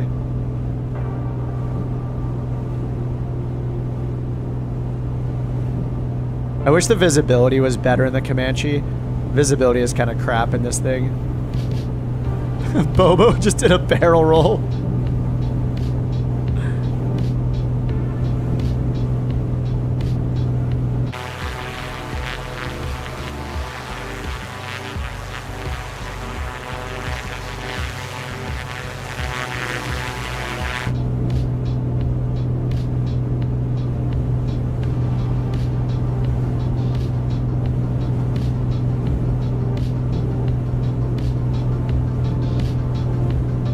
Never flown with other people, still new to flight sim. Oh yeah, it's super easy to join. I mean, you could, I'm about to finish once we get to this airport up ahead for the day, just because I've been on for 3.5 hours already.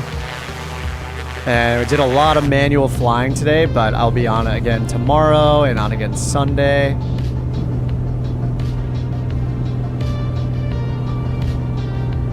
I could keep it going because it's only 5:30, but I just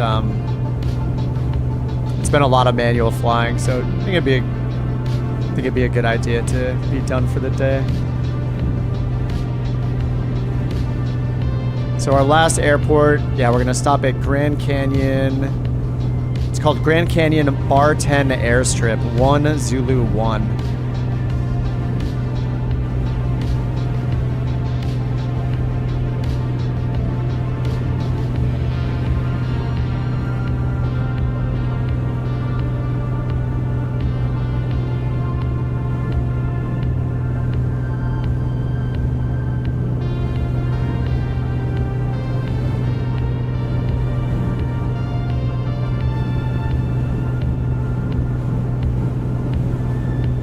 Oh no, this is a tight turn. Oh, this is a crazy turn. I'm interested to see like what the terrain improvements are like in 2024, Flight Sim 2024 with this kind of stuff. With just like that pattern all stretched out, satellite image or whatever, all stretched down the mountain like that. I wonder what they can do about that. Come on, Kip, drop it down. Okay, okay. You do have a headset. Oh, you don't need a headset. You don't need a headset for the group flight. Like every now and then, sometimes people will join one of the voice channels in the Discord to chat with each other while they're flying along, but you do not have to at all. There's no requirements at all. Just show up and have fun, fly along with us, and yeah, that's it. You can fly any plane you want. Like usually one will be better than, like one type of plane will be better than another just to keep up with each other. But yeah, it's meant to be pretty casual. We've been doing, this is day 10 of flying across the United States, so we have been putting in work. Actually looks awesome when we get way down like this.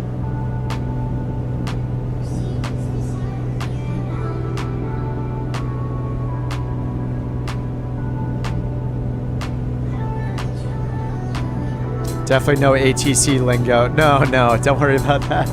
No, it's super casual. You don't need anything. People even will jump in like the Halo Pelican dropship and fly along for fun, you know? There'll be people in fighter jets flying when we're flying Cessnas. Yeah, no pressure at all. You don't need to know anything other than push the throttle and take off. And you can attempt as many landings or none if you want. And if you crash, it's fine. You just respawn, turn off crash damage. Like, it's very casual, and it's just very fun to fly along with everybody and just explore. From time to time, I'll do a stream where we do like VATSIM, ATC, and stuff like that. But this month, we've just been flying across the country just casually and yeah, seeing the sights, and it's been fun. We're more than halfway through. We're like three-fifths the way through, maybe. We had 2,200 miles, and I think today, let's see, today we're gonna do like maybe 300 or so. So we're gonna be under 2,000 miles remaining after today, I believe. Sounds about the best way to do it, if just for fun. Yeah, I mean that's the nice thing about any simulation game, is that you can take it as seriously as you want, or just have fun with it. It's totally up to you. Bryce Canyon, Yosemite's your other most flown area. Nice. All right, I think I might climb out of here, guys, and head to the northwest. Because my flight stick arm is getting, I think, is done with its workout. I'm going to climb out of the canyon.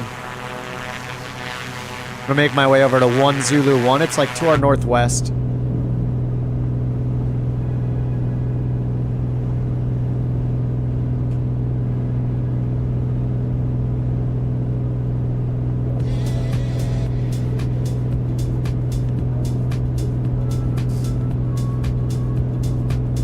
Climb, Comanche, climb!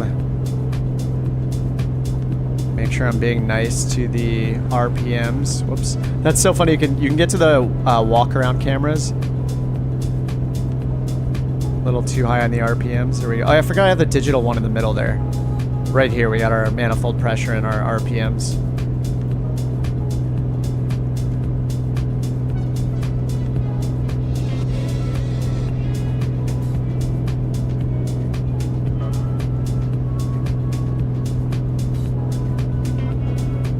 Oh, you hate voice chat groups where they talk like a bunch of 16-year-old kids? Oh, swearing and stuff? Yeah, I mean, I imagine that our group of people in Discord are more mature in general, I would say. Even the younger people. But, you know, if anybody's being inappropriate and stuff, we can just boot them. It's not a problem. There is a remedy. Looks like we need to get over this hill right here. Let me look up the info for this airport real quick. Alright, yeah. This is elevation of the airport. 1 Zulu 1 is 4,100 feet. And we got runways. Looks like 16 and 34.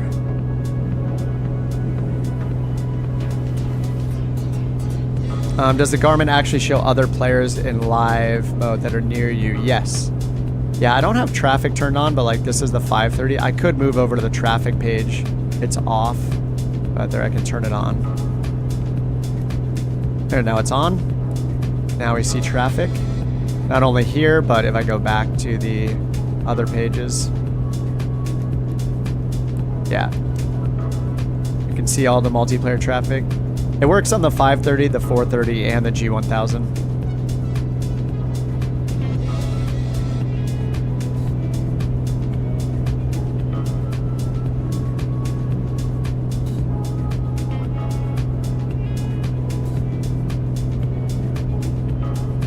looks like we're gonna clear this mountain right here, this terrain right here.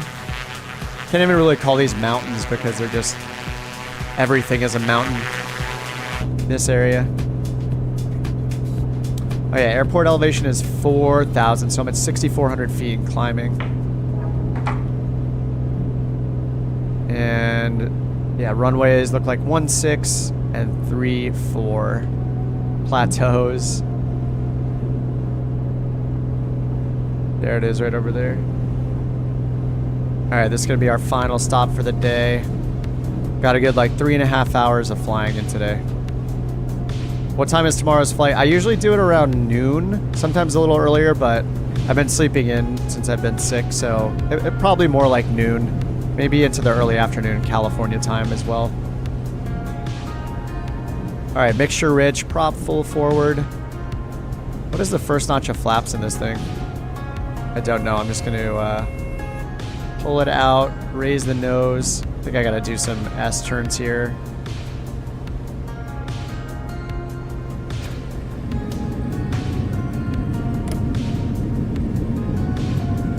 Just going to do a 360. Lose some altitude.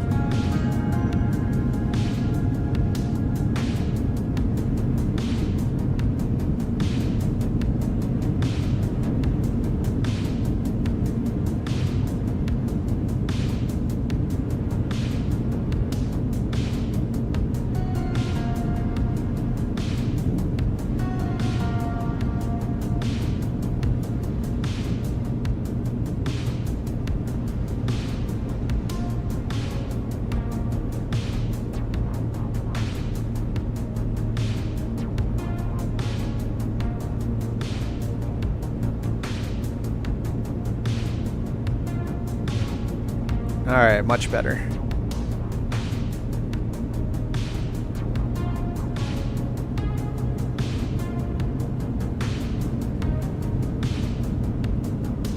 Alright, let's turn off these nameplates.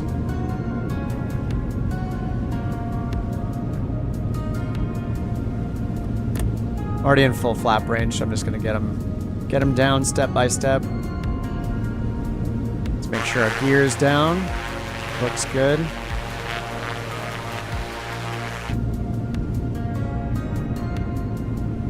Go gadget binoculars.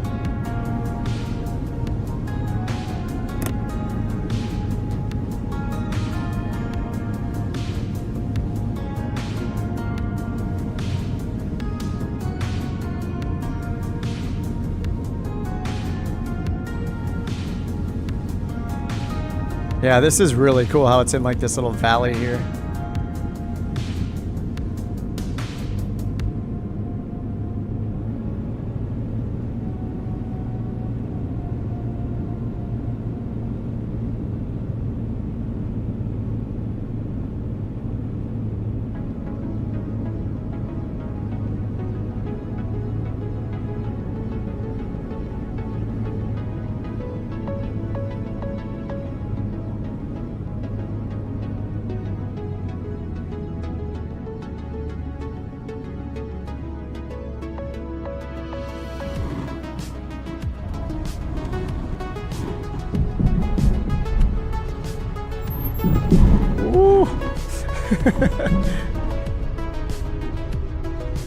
Too fast.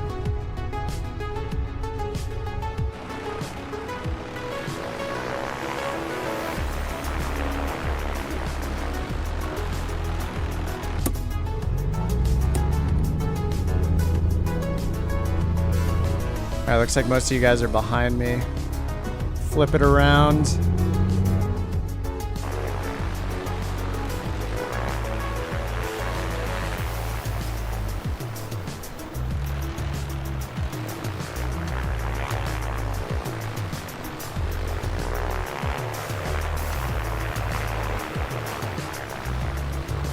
Oh, a couple of you guys are still coming in. Nice.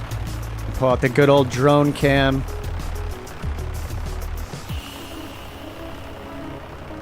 What I thought was the drone cam. There we go. We're back. Gula's coming in. Is that an M500? That looks like an M500 to me. Watch those trees. Nice. Little crab to the right, it looked like. Yeah, I love the, was that the, like, Rosalie or something livery? It's awesome. Cyber, what happened? There's a hunter in the wild coming through the bushes. Oh, look at the wind. It must have picked up a little bit. Oh god. Style points. Gods with the beautiful bounces. Very nice. Just classic style. Hey Pirate, take it easy, man. Yeah, have a good night. Sorry, I just missed one of you guys. Veerman in the Grand Caravan. Ryan's coming in the... What did it say? I don't know, PA-24. Wait, is that the Comanche? No, not 24. What's the PA-24? I think that's an actual Bonanza we have and not a replacement. And Chris coming in with the Grand Caravan.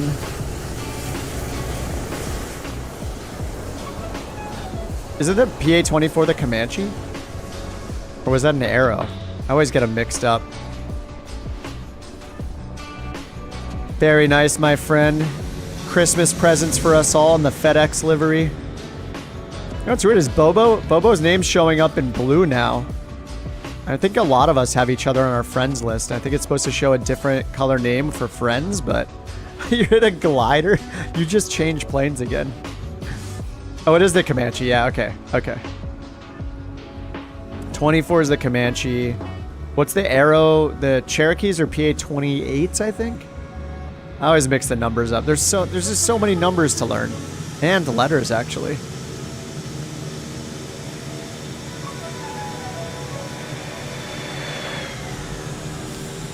Oh man, how many miles did we chop off here? I'm curious. Hold on, I gotta look really quickly to see how many miles we did today.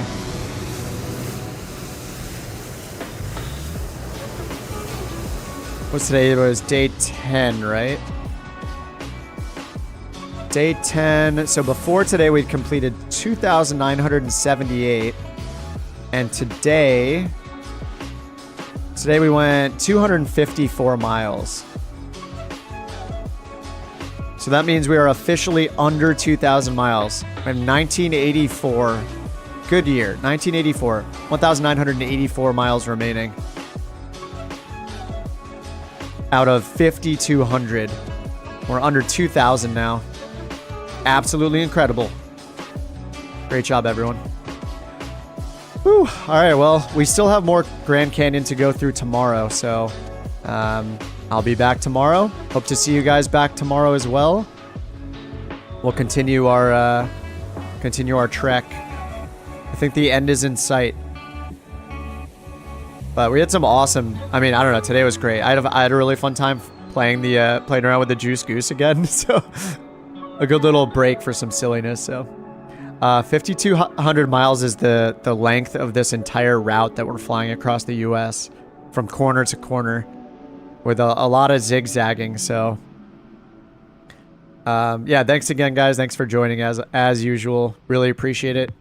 And I'll be on tomorrow, probably around noon or so. Just matters when I get up. So I hope to see you guys then.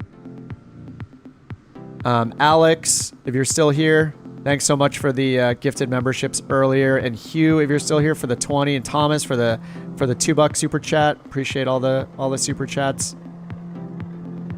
Very generous of you guys, and I'll see you guys tomorrow. Hopefully, have a good rest of your day, rest of your night, and I'm gonna chug some hot tea, and hopefully I'll feel just a little bit better tomorrow, a little bit better the next day. I feel like I'm at like 80% right now, so not too bad. All right, guys, have a great night. See ya. See ya.